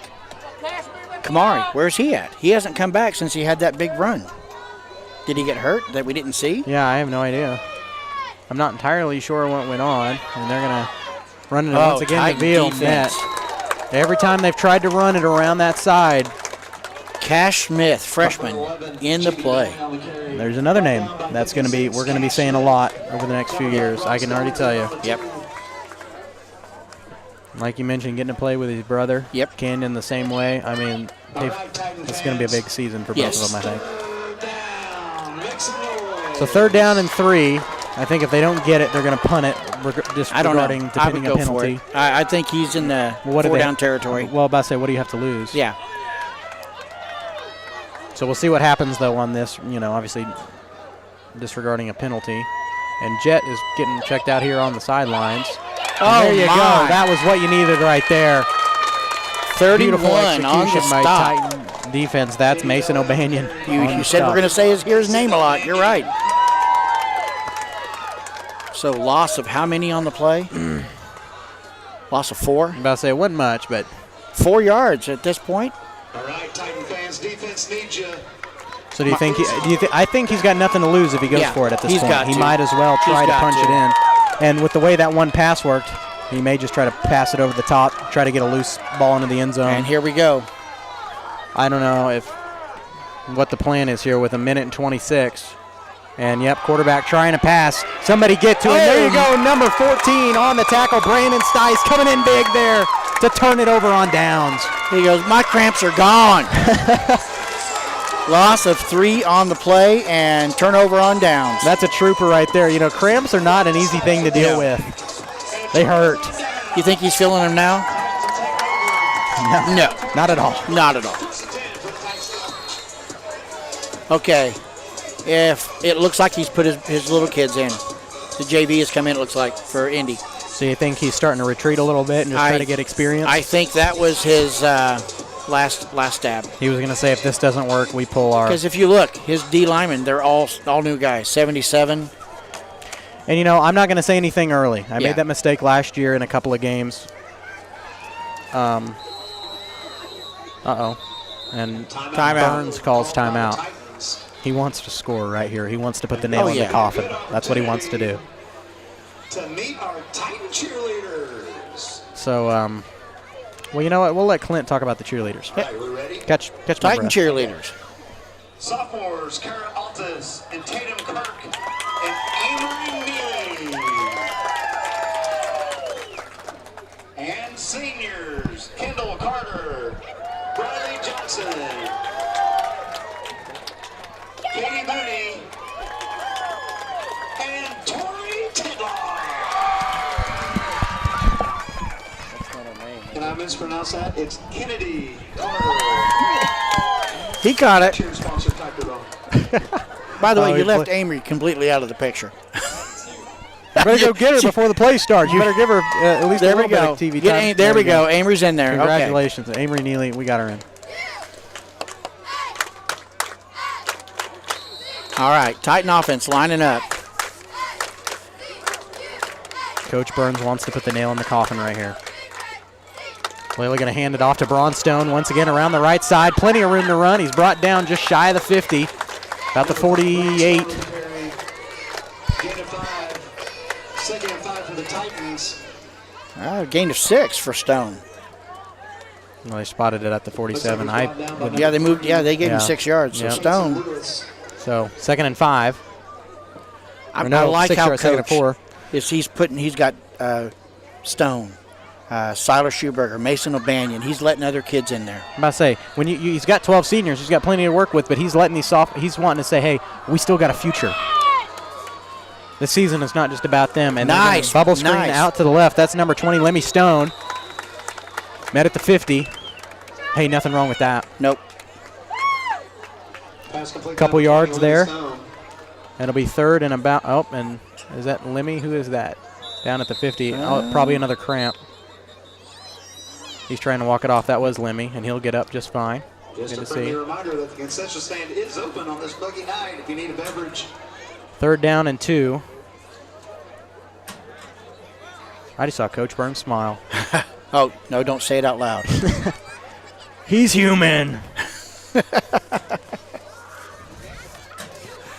Oh. He's going to come after you for that statement. because he is a machine. I'll just never tell him I said it. If he watches this, you're doomed. They got about 5 different cameras behind me. That's they got true. plenty to watch. They got more film to watch than ours. Exactly. That's Rodriguez in motion. Valela going to hand it off. Oh, nice run up I'm not the middle. sure who that is, but fought forward. That'll bring first down. Braun, isn't it? Nope, that was Jet. Jet. So Jet Tanner there on the carry. That'll be first down Titans. Needed 2, picked up 4. Yep. Got the 46. And that will end the third quarter. All Columbus here in this one, 32-20 over Independence. We'll take a quick break. We'll come back with the final quarter of the Week 1 game. 60 seconds. We return to Cecil Klein Field.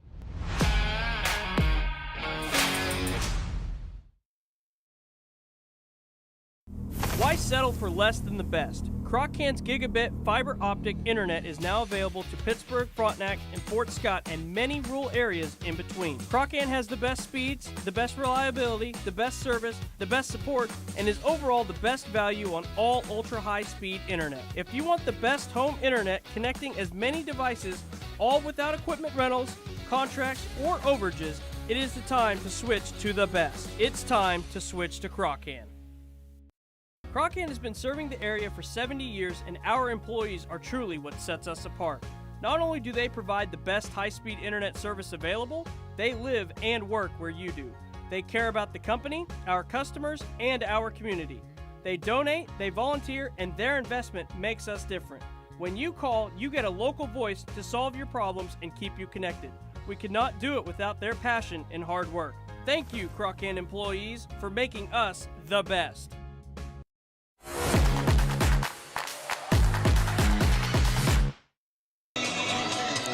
32-20, Titans on top of Independence here. And these boys are just a little bit closer to something they've never done. Win that Week 1 game. Yep.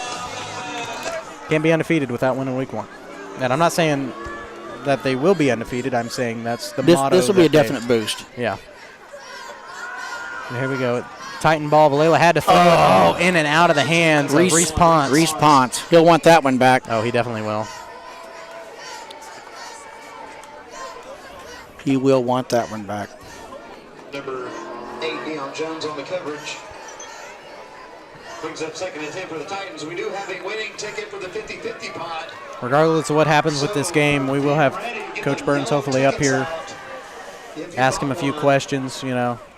I don't know what he's going to want to say because he's got to be at work tomorrow. Probably trying to get home and go to bed. Don't we all? I know.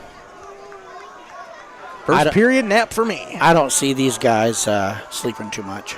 Valela bubble screen to Jace Midget. Got plenty of room to run, and he's met by, that's number 22 on the stop, Chris Schlotman. We haven't heard that name, so probably JV. Chris Schlotman. Pass complete to number 8. That's Jace Midget. He'll pick up 4 yards on the reception. So 3rd down and then about 6. All right, get those yellow tickets out. We'll start announcing the numbers. Keep that coupon. Right now, first 2 numbers are 0-0. Everybody has 0-0. The 3rd number is 1. Yep. 0-0-1. Well, there goes your ticket. That's okay. I wouldn't have gotten any of it anyway. I can't. Yep. Me either. And you're the one holding it. Receiver split, 1 to the left, 2 to the right. Tanner. Up the middle. Fights forward. Tanner on the carry. Gets to about the 40. Gain of a couple. Number 50, Johan Barker. At this point, I think Coach Burns probably just going to punt it. Number 0019. I don't know. You got the motivation. You think he's going to try to run it on 4th down? 946. You are the winner of the money. Maybe try to pass it. Yeah. But bump it over the top. I believe the winning amount was $280. So come up to the press Wow, look at that. and claim your winnings. He's going for it. They're going to pass it out. Who is that? Reese. In and out of the hands of Reese Ponce. No, he caught it. Did he catch it? Yeah. Well, there you go. So first down, Titans. See, from here, it looked like it just went right through his hands. I'm having trouble seeing that. I think they ought to get him a little more involved. He's a big target out there. He's a senior, and he's got 3 years playing under one of the best programs in Missouri. Yep. At a high level. Yep. If you see Jared Tanner walking around, it's there he is. Happy birthday, Jared. Turns 50 years old today. Sure, he appreciates him saying that. That's Jet Tanner once again up the middle. Got a little bit past the 30. Again, 50-50 pot, 0-0-1, 9-4-6. Gain of about 7 on the play. 0-0-1, 9-4-6. Oh, we got Picks the up winner. 5. 5 yards on the carry. Spotted him for a lot shorter than what I thought. Jeff Bennett is the big winner. So ball on the 29. What's that? I said ball on the 29.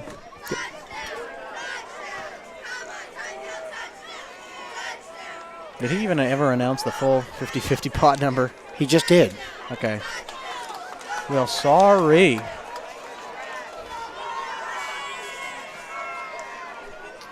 Layla, another bubble screen He's out to coming Cy out passing. Schuberger this time. He's got plenty of room to run. Can he escape through it? Pushed out of bounds. No, they're pulling him back. I was There's a about to say flag there was on a the flag play. right there. I thought think they're saw going it to say go. clip. Cy Schuberger, there's a flag on the play. Illegal block in the back. Unless they call it on the defense. Well, we can hope, but I don't think so. No. No shot. Yeah, it's coming back. Holding on the Titans. Holding on the Titans. I mean, that's only their second penalty of the game. Hey. I mean, I don't know if we saved those stat sheets from last year or not. No. Dang it. Start doing that. We didn't have it. We didn't have it that game. You're right, we didn't. What did we get at week 3, Coffeyville? I think we just went dead. What do you mean? I don't hear you. I There can we hear go. you. Okay. I was about to say I could hear you. I couldn't hear you. Don't scare me like that. When you say dead, I thought you meant everything blacked out, and I was No. like, you got to be kidding me. Layla once again looking to pass. He's going to try to fake it around the left side. There Lots you go. of time. That's number 6 on the catch. Cooper Size. Cooper Size. That's the point to number 6. That's Cooper Size. There you go. And that's good for first and goal at the 5. So a 33-yard catch and run for Cooper Sias. At about the 5-yard line. How'd you say it? Huh? How'd you say it? 33-yard catch and run for Cooper Sias. Okay. Leland once again going to take some room. Got a little time. Going to float it up on the left. Did he catch it? Touchdown. Touchdown. There you go. Who was that? Who made that catch right there? Number 8, looks like. Jace Midget again.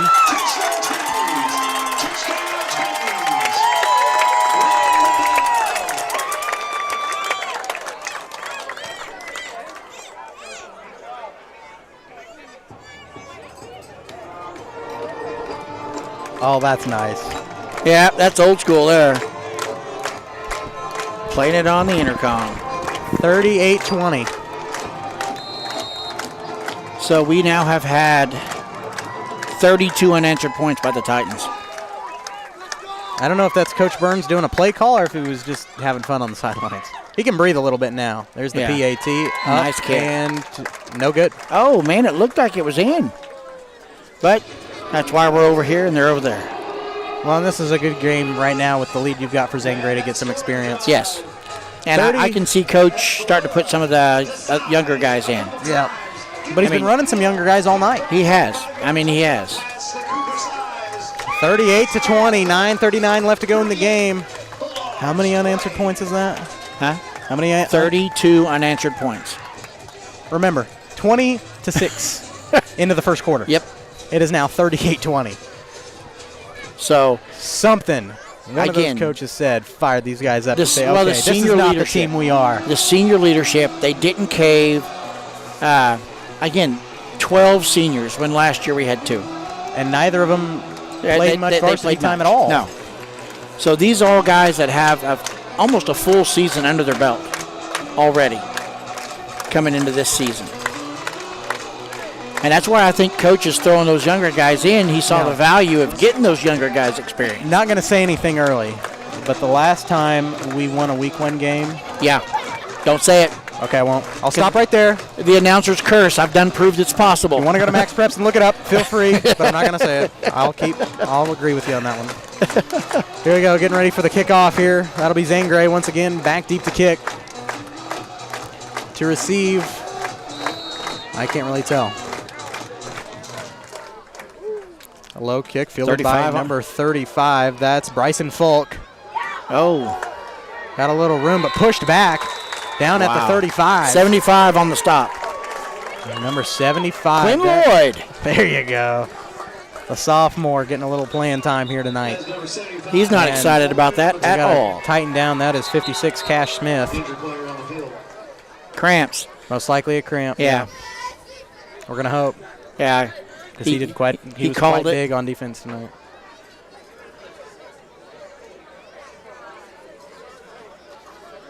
Yep, they're lifting the leg up. Yep. See, that week 1 game, you always get worried. A lot. Yeah. Just a reminder, concession stand is actually, the open first if two you or need any more 2 or 3 we can have this. on this muggy night. It's when it's still hot. Cramping up a little bit. Cash Smith up pretty quickly. Good to see because he's been big tonight on defense. They all have.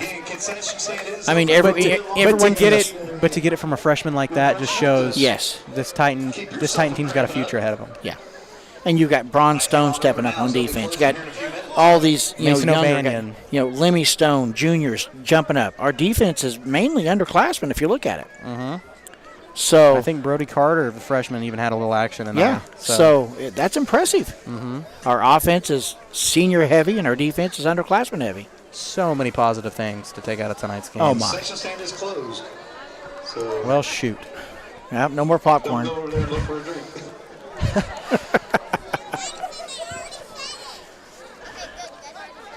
Or to get Clint a Rolodex of things to.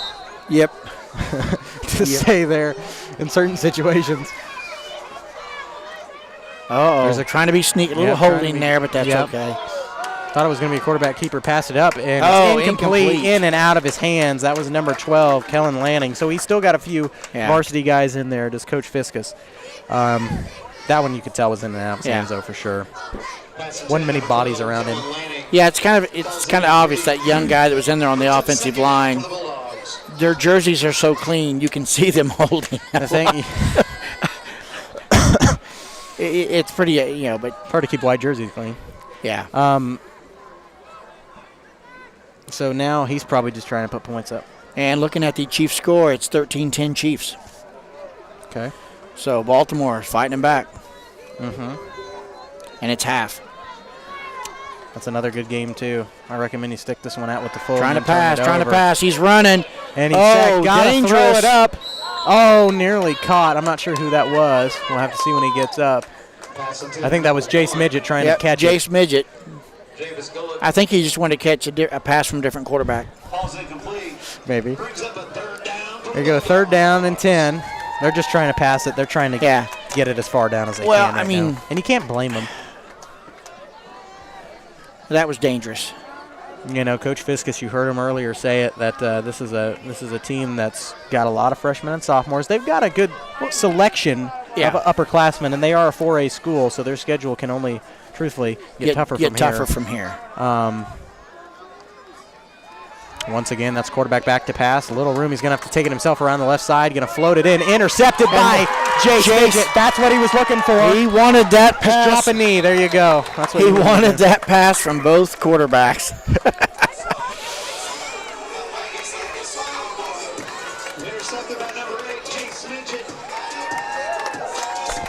I'm not hearing anything. Try it again. I can hear you. How's that? There we go. Okay. I didn't touch anything. It wasn't me. I'm not touching it. I've heard you this entire time. But Jace Midget, well, I gave him a hard time. How he got caught a pass from both quarterbacks. Caught a pass from both quarterbacks. Yep. Now you can start turning the AC on the bus. There you go. Yeah, I think that seals the deal. Never want to speak too early in a football game. I've seen it go bad real quick, but I think with the motivation we've got right now, that we've had, Cy Schuberger running it up the middle once again, just shy of the 50. Gain of about 5. 54, Josh Hogue. I think kind of the names we'll be hearing, we're kind of seeing what we're going to see Monday at the JV game. Oh, yeah. Yeah. I won't be there, but somebody will. Yep. We still got some of the big boys out there. Yeah, he's still putting Jace out there. He's still putting Austin Glover up at the front. But he's giving the little guys some time. And that's what you should do when you're up by, 18. Nice again, turn. Another run up the middle. Another fought for once again another few yards. Bring up a third down. I'd say they're probably going to give him 2. Yep, picks up 2. 3rd and 4.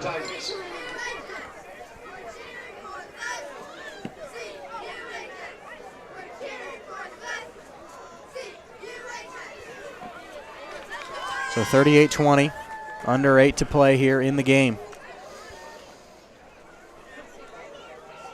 If Titans score one more time, they'll put up more points in this game than they did any game last year. Yep. 42 they had in the Baxter game.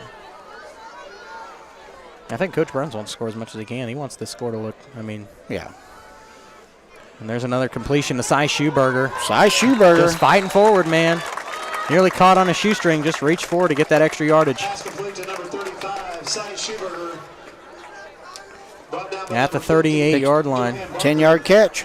First down. That pass is good enough for a Columbus Titan. First and 10 for the Titans. At the 38-yard line. Like I said, there's only one negative. What's that? I got to turn around tomorrow and be in a classroom at 8 o'clock. I'm not mad, though. But it's going to be fun. These kids are going to be excited. Well, and Coach Harity wanted the junior high kids all to wear their jerseys today. Well, good. Very nice. I think that's Jet Tanner running Jet it. Tanner. Red flag. Yeah. We'll see what it is. It's kind of in the area of holding. Won't speak early. And it is holding. Yep. Well, that's only our 3rd penalty. Coach Burns saying, why me? Yeah. First down.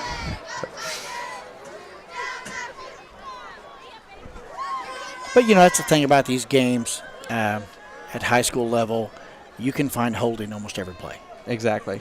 And it's just, it has to be near the run, where the ref is looking and they see it. There's plenty of times they haven't seen it tonight. Yeah. It all just depends on it's just, scenario. Luck or unluck. Depends on which side it's called on. So, it'll be a 10-yard penalty, 1st and 20. Yep. This is still doable. Oh, yeah. We've broken 2nd down and 13, 2nd down and 14 a couple times tonight. They can push it forward. He's going for it all right now. Valela's going to pass it. He's got little time. He's going to have to chuck it up. Jace Midget got it. There you go. Touchdown Jace Midget, 48 yards. Are you kidding me? Touchdown. Touchdown number 5 for Jace Midget. Touchdown number 5 for Jace Midget. Wow. And did I say that enough? Touchdown number 5 by If you want to repeat it a couple more times, get the emphasis on it, you can. 211 yards receiving for him tonight. I think Coach Burns just said, why the heck not? Yes. We're 1st and 20. Just bomb it, dude. Yeah. And their defense had to know that was coming. Yeah. When that connection has worked already so many times tonight, what more did you expect? Lane Gray on the PAT, partially blocked. It was good. 45-20.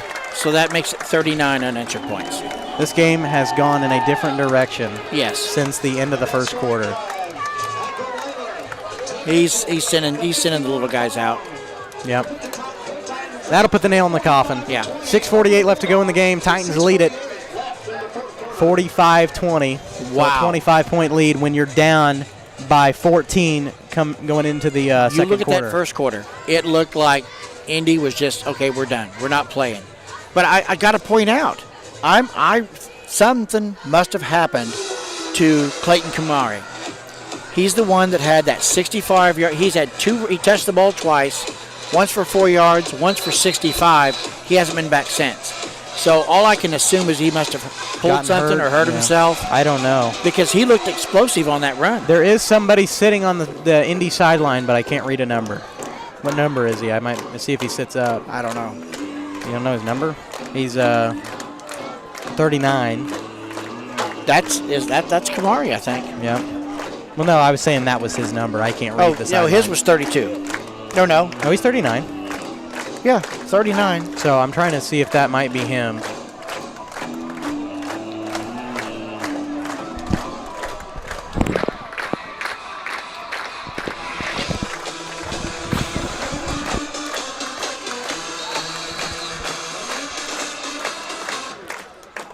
Short kick. Yep, high short kick. Going to take a roll out of bounds. And, yep, there's the flag. Kick out of bounds, flag on the play. Well, we've got stuff to work on. We still have stuff to work on. Oh, yeah, Coach. The Saturday film, the Saturday talks don't stop because you won a game. Coach Burns wants to see this every week. I think they intensify. Yeah. This is week one. You look good week one. You want to show up every week. And you've got Galena next week, a school that's closer to your size. That's another winnable game. You put your mindset to it. And like I said earlier, I don't think Galena's going to have another 0-9 season. I know that, but Galena is always a tough game. Oh, they are. Last year it was close. Yes. It was 12-8. And Galena, for some reason, I guess it's just that small town rivalry. It just seems like we play them close no matter what team they bring. Yeah. Kick out of bounds, 5-yard penalty. Bulldogs will start their downs at the 39-yard line. First and 10. Better add that 5-yard penalty. Yep. I broke the curse. I won't say anything anymore.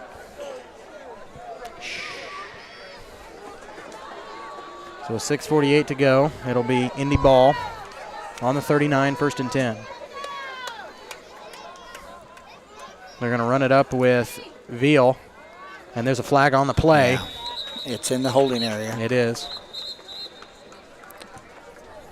Flag on the play.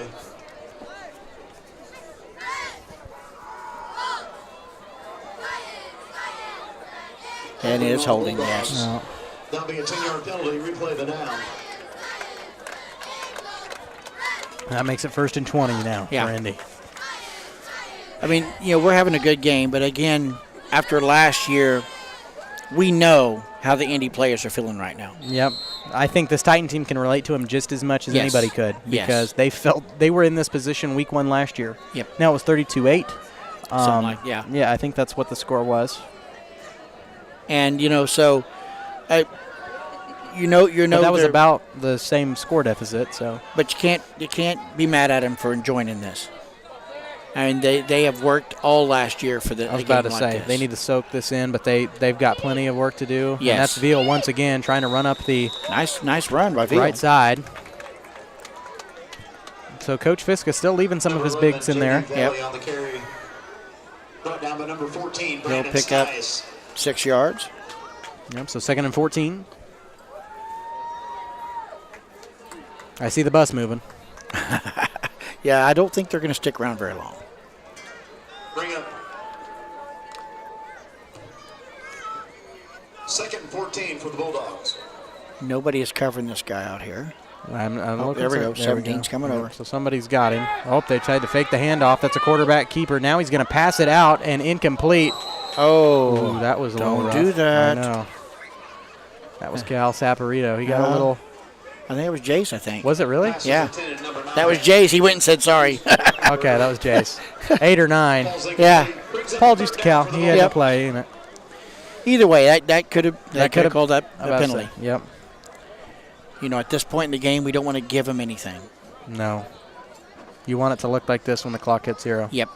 25-point win week 1. Titans will take it. But football is back. Yes. Once again, Veal running up around the right side. Oh. Escapes through a couple, still on his feet. Nearly makes it to the 50. I think brought down just shy of the 48. They're going to give him...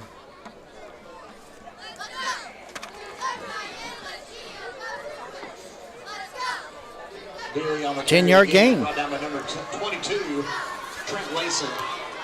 There you go, another sophomore. Yeah. Trenton Layson there on the stop. So 4th and 4, he's got to go for it. I mean, why wouldn't you? We got some young guys on the D-line now. Yep. They're going to run it with him once again, this time around the left side. Chase Midget is on fire.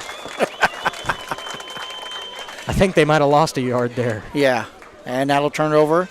On downs. Yep. Bailey on the carry again. down by number 8, Jace Midget. I think Coach Burns is still saying, hey, drive it in again. Just make this look as ugly as it can, you know? I think run it. He'll run. I don't see us passing. No, he's going to try to establish a run game here. say that. Watch him throw a pass first for a touchdown. Watch him bomb it. It's worked. I know, but you're gonna watch Jack Vallela go back. Jace Midget will be at the 20-yard line. Pump up those stats with 6 passing touchdowns. Receiver split. 2 to the left, 1 to the right. Vallella's going to hand it off. Fake the handoff. He's going to have to.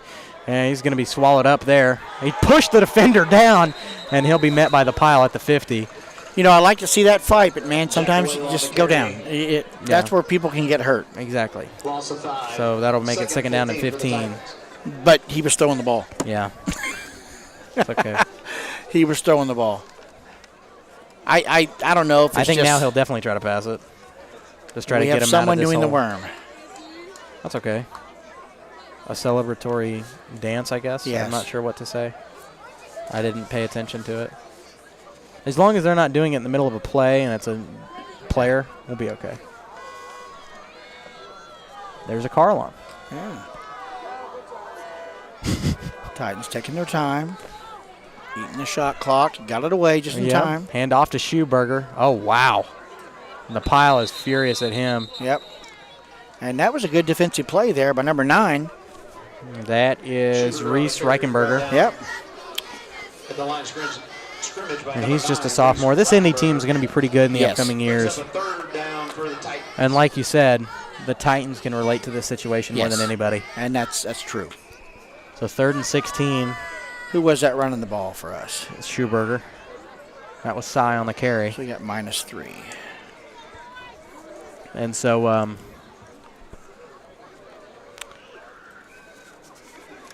lot of young guys in there. 3rd down, 16. You got to bomb it. I mean, just I don't know. Do you think he's going to run it? Run the clock out. Yep, that's what he's trying to do. Incomplete pass. Oh, there's a little hole there. That was number 22 on the carry. That's Trenton Layson. Trenton Layson again. He'll pick up 6 yards. No, pick up 5. 77, I believe. Jeremiah Mulligan. Well, at least we'll get a very happy Coach Burns coming up here, because it didn't look that way at the end of the first. No. What a turn! We got to talk about. We got to talk about with him. What did you say in between the first and second quarter in that huddle? Because something changed. Yes. Something clicked. You don't score like 35 or so, whatever, unanswered points like that. Vallela going to fake the handoff, going to try to throw it. He's got a man. Come on. Overthrown. That was for Cole Howard, the freshman. And I predict he's going to be a name that's going to be popular coming up. He's got some speed. Oh, yeah, he does.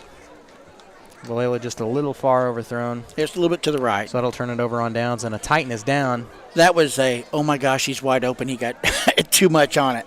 Yeah. And I can't see who that is down, assuming another cramp. Who is it? I can't see. Oh, yeah. Coach Crane's working with him.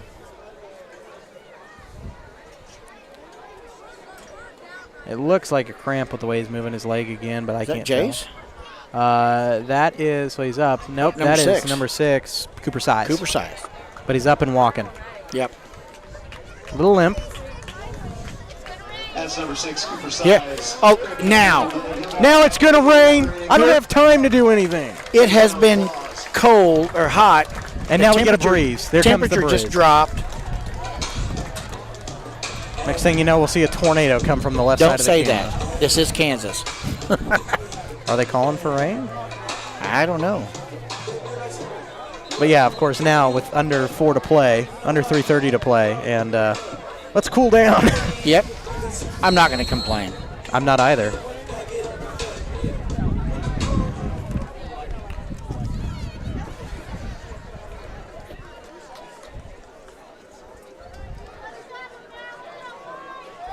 First and 10, Indy. 3:13 on the clock. Under 7 on the play clock. Indy's going to line up. They're going to hand it off once again. Met by the pile. I'm not even sure who that is on the carry. I know it was the handoff from the quarterback. Was it 11? I think it was 11. Probably it would have been Veal or Vile, one of the two. And, yep, that was him. Number 58. So he only got about 1 yard on that one. Tackle. He's looking at 11 rushes for 35 yards. And this is mainly JV in here now, and they're still stopping it. Yeah, there is rain on its way. If it can hold off until we get this packed up. It's plenty way. It's over in Wichita. Okay, good. But there is a line coming this way. I wouldn't mind a little rain tomorrow morning, but not right now. We're going to pass it out to the right. Wide open. Wide. Nice Nobody was on him. Somebody's trying to stop him. He might escape through. And Indy touchdown. is in for a touchdown. That is number 12, Kellen Lanning.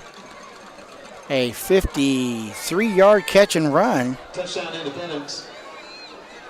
Now Coach Burns is going to come up here and be unhappy again. Well, because nobody was on him. He was out there all by himself. Nobody went out there on him. Looked like number 12, Kellen Lanning. But how many unanswered points was that? From 39. 39 on it. Write that down somewhere so we don't forget it, because we'll have to bring that up in our post-game show. Call service post-game show coming your way here in about 2 minutes and 19 seconds approximately, even though that can literally add up to 10 minutes in football time. Not really in this scenario, though. Uh-oh, Huck, what'd you do? Here, there's an X at the – nope. Hey, go to the camera. Right there's an X. There we go. Huck's first night, too. And they're in for a 2-point conversion. That was number 3, Cason Lewis. Backup quarterback. Number 3, Cason Lewis. Getting in the end zone. So that'll help out the Indy Spirit a little bit. Yep. Add more to the scoreboard as the Titans lead 45. But with 2:19. So I'll be honest. I was not expecting a 73-point game out of tonight's game. I was not either. Well, with the way it looked in the first it looked first quarter, Independence might have scored 73 points. But I know. And then it just died. Yeah. Well, like I said, I got to go back to that freshman who had the 69-yard run, or 65. He's not been back out there. And I don't see him. He must have got hurt. Or coach didn't like, didn't like something that he was doing, and despite the run said, no, we can't have that. Yeah. Or let's see if Titans can answer back. Why not? 2:19. What do you got to lose? Hey. Run some clock here. Try to score at the end of the game, and just shift everything on down. 45-28. Columbus on top of Independence. It would be a comeback of the year if they came back on this game. And why would you talk about it? I know what it looks like, but I know. You're 0 on the announcer's jinx tonight. You have not done well. Another low kick. They have not kicked it very high all night and dropped by number 15. Wisely goes down with it. That's Jonas Stover. The freshman again. Yep. Jonas Stover downs the ball around the 30-yard line. That's where the Titans will take over. 1st and 10 for the Titans. And Coach Crane's got the headset off. Yep. They're rapping things. They're an autopilot. And now I think Coach Burns is going to say, hey, let's try to score, but let's also burn this clock out. It looks like he's going fully JV now. Which I don't blame him. Yeah. Why risk getting the somebody thing about hurt? Coach Burns is obviously he wants to win, and he wants it to look as ugly as it can, but, when it's ugly. So at quarterback, we got number 4. He wants it to be respectful. That's Ethan Midget. Sophomore running it up wow. with number 22. Trenton Layson breaks through, got plenty of room, and he's brought down. Nice run. After the 50, Trenton Layson on that one. But I think he lost the ball. No, I think the guy, when he got hit, he took it from his hand. But that was a good run by Trenton Layson. Hey, looks good when he bounced off the kid, the guy grabbed the ball when he bounced off of him, he didn't have it. So that was a total luck, just the way it hit. See, you called the comeback of the century, and that was it. That was you. I didn't do that. Whoa. Hey, Stone Cold's coming out to get you. Uh-oh.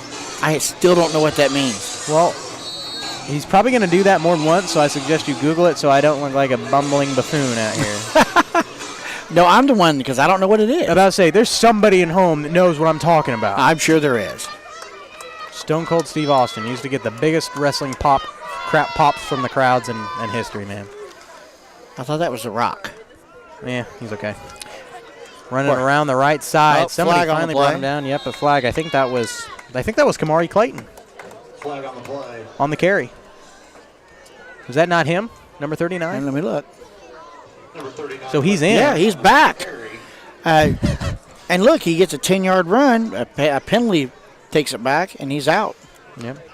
Looks like holding on the Bulldogs. Coach says, okay, that's it. I don't know if they're saving him. For maybe when they get into their district. Yeah.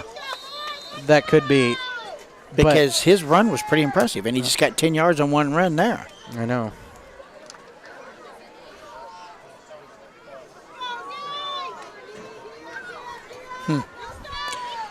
That's why they're coaches and we're announcers.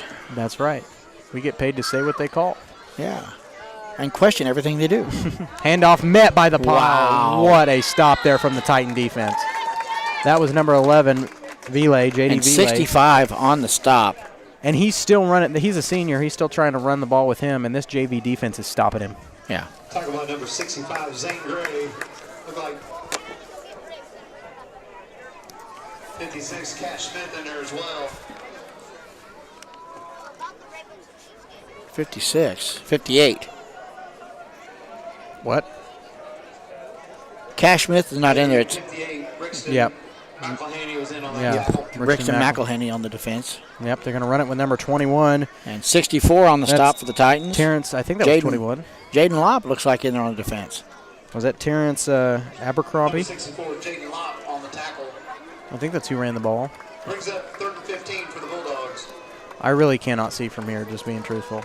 But with under a minute, there it is. Yep, letting the clock go. It's 3rd and 14. I mean, this is... That'll do it. And then he's just trying to get as many plays as they can. They're going to run it off once again. That is Abercrombie. And he fights forward. And I don't see. Oh, they're going to rush and get one more in, it looks like. Yep, they're going to try with under 20 to play. They're just going to try to line up and do it. Can't blame them. Want to get as Clock is ticking quickly. Much fight out of your guys as you can. So they're going to rush in, try to get one more play here. With 5 left to go, they snap it, and they're going to fake it. Nice fake there. That's number 3. Yeah. Lewis Kaysen with the ball. Oh, he's loose. And there you go. Brought him. There you go. That'll call it dead. 45-28 and 30. What did you say? 39 unanswered points by the Titans. To get this week 1 win, something this senior class has not done. And we talked about how big this game was going to be for this group. What a start to the season right there. Bar's been set high. We need to keep going. Exactly. You can. This is the time when you only go up from here. And enjoying some football this beautiful Thursday night. We'll take a quick break. Call service postgame show headed your way in 2 minutes. 45-28, Titans beat Independence here in week 1. We are back after this.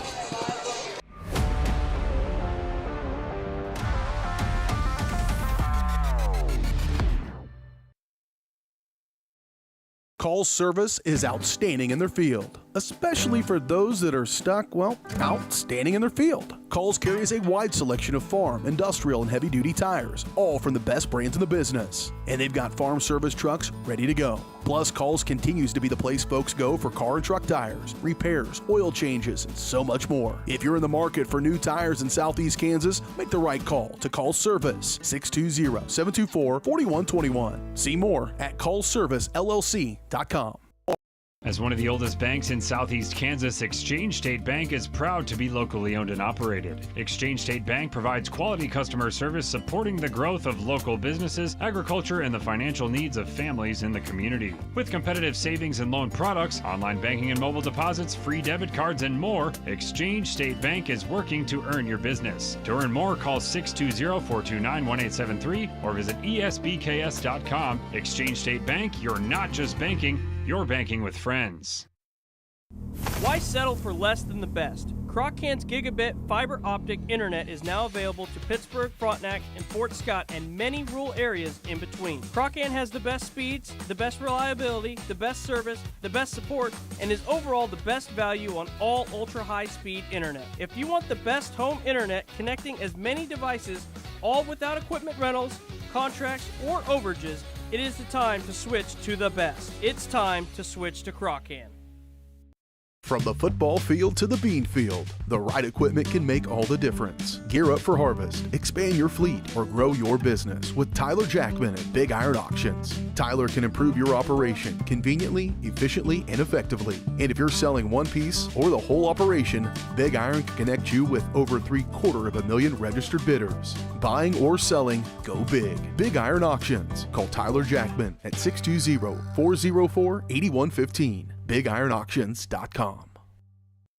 Hello, Four States. This is Jay Hatfield with Jay Hatfield Motorsports. We've been serving the Four States area with motorcycles, ATVs, and side-by-sides, plus offering you parts and service since 2005. We have 2 convenient locations, Pittsburgh and Joplin, selling quality brands such as Polaris, Kawasaki, Yamaha, Can-Am, and Suzuki. Jay Hatfield has a huge inventory available for immediate delivery. We offer financing options and an extensive selection of accessories. Most important, we're making deals. Come in and get your fun started today at Jay Hatfield Motorsports in Pittsburgh or Joplin.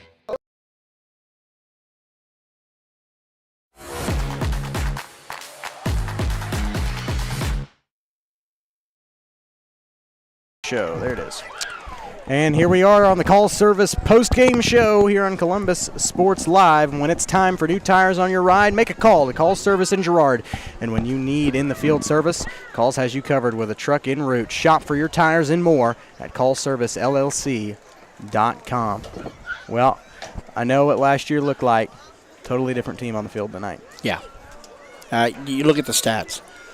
Columbus had a total of 493 yards total offense. 354 on the ground, or in the air. 5 touchdowns to Jace Midget for 211 yards receiving. Great game for him. Great game for Jack Villela.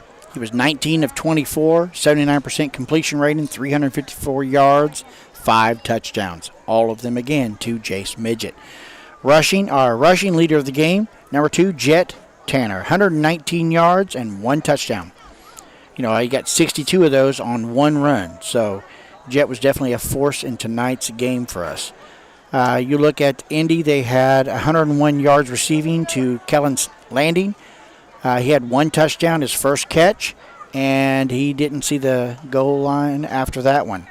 Jace Dye, their quarterback, you know, he was about 60% completion, had 101 yards passing. Almost all of it to Kellen Landing. You look at their rushing, their leading rusher was Clayton Kamari, freshman, had 65 yards on 1 run for their touchdown. And then after that, the rest of the offense, they had over 118, so 50 yards for the rest of the game. Looks like Coach has come up here for a little bit of an interview, so pass it back to Carson.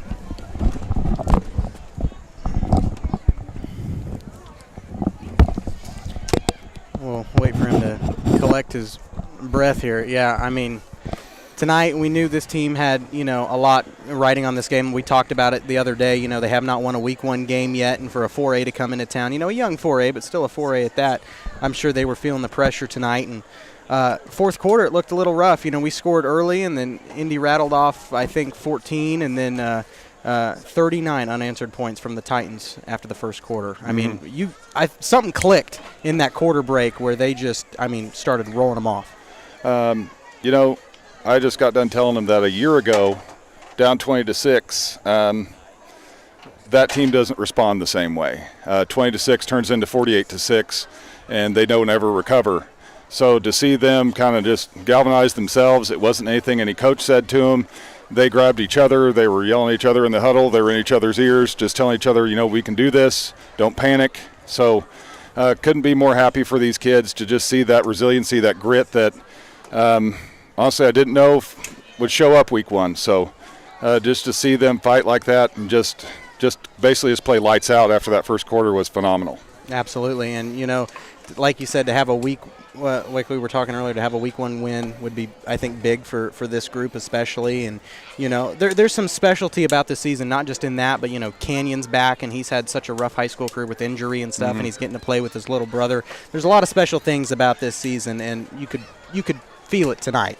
And, just talking to some of the guys before the game, they're all pumped up. Did you notice a different excitement maybe coming out of the locker room than what last year brought? Absolutely. There was, to be honest, there was a lot of fear and uncertainty in their eyes whenever they walked out week to week because they'd never been in those spots. They didn't know what to expect. We could tell them over and over again, but until they go through it, they don't believe it. But we've got so many special stories with this team. Canyon Smith is a kid that has just battled injury over and over and over again, and his one wanton ambition was to be able to suit up and play with his brother. So that's very special. Maddox Oshner had a nasty knee injury to end last season. He got out there on the field tonight. I was just so happy to be able to see him come back and play the game of football. Jack Valela battled some shoulder injuries all through the summer, and we also didn't know if we'd have him. So to see him come out and just sling it like that was amazing. And then there's kids that have just battled through struggles. Brandon Stice has battled through struggle. He played a fantastic football game. Siler Schuberger has had his own fair share of struggles, offensively, defensively. He played a fantastic football game. But kids stepped up in big moments. Cash Smith had a couple of phenomenal plays for us defensively as a freshman. And I can't say enough about the play of Jet Tanner offensively and defensively. He's just been solid for us all summer. He's turned into a fantastic leader for us, and we just expect more great things to come. Absolutely. He was one of the ones I was going to bring up. And also we were talking, even when it was still a close game, even when, it could be a back and forth affair, even going out of the locker room, anybody could have won that ball game. Mm-hmm.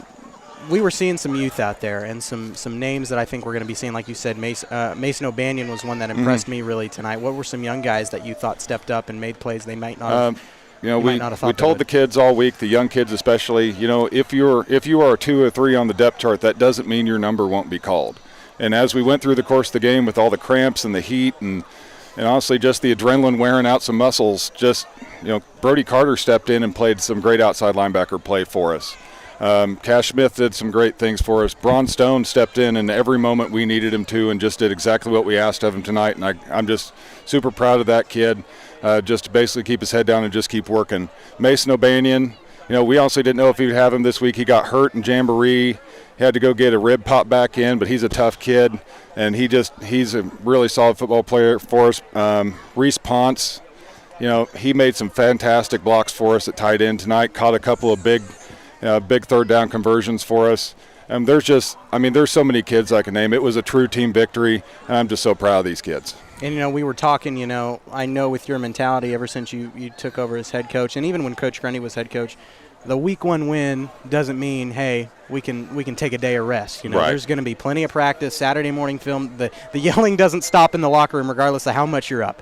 And so you guys will have Galena come to town next week, and it seems like no matter what team they bring in, it's always a tough game, a little rivalry between those two teams. What's the expectations going into next week?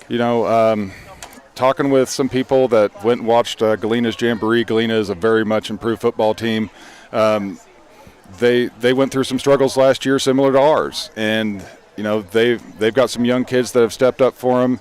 They're always a very, very tough football team. I don't care how big or small they are. They're always coached up. They're always very tough kids, and I expect it's going to be a back and forth game. It never is anything other than that with Galena. So our kids, I told them after we got done, I said, okay, if you guys want to be satisfied with this one, then you guys can just ease off the gas. And they all assured me no way. They knew Galena's coming into town next week. So we expect them to, enjoy this win for 24 hours, and then we'll start game planning for Galena. There you go. Coach, we'll let you off the hook. Good win tonight. First time in a long time, in a few years for this group that they've had a week 1 win. So it's always nice to start off the season 1-0. Absolutely. Thank you, guys. Blake Burns joins us on the mic. We will hear more from him next week.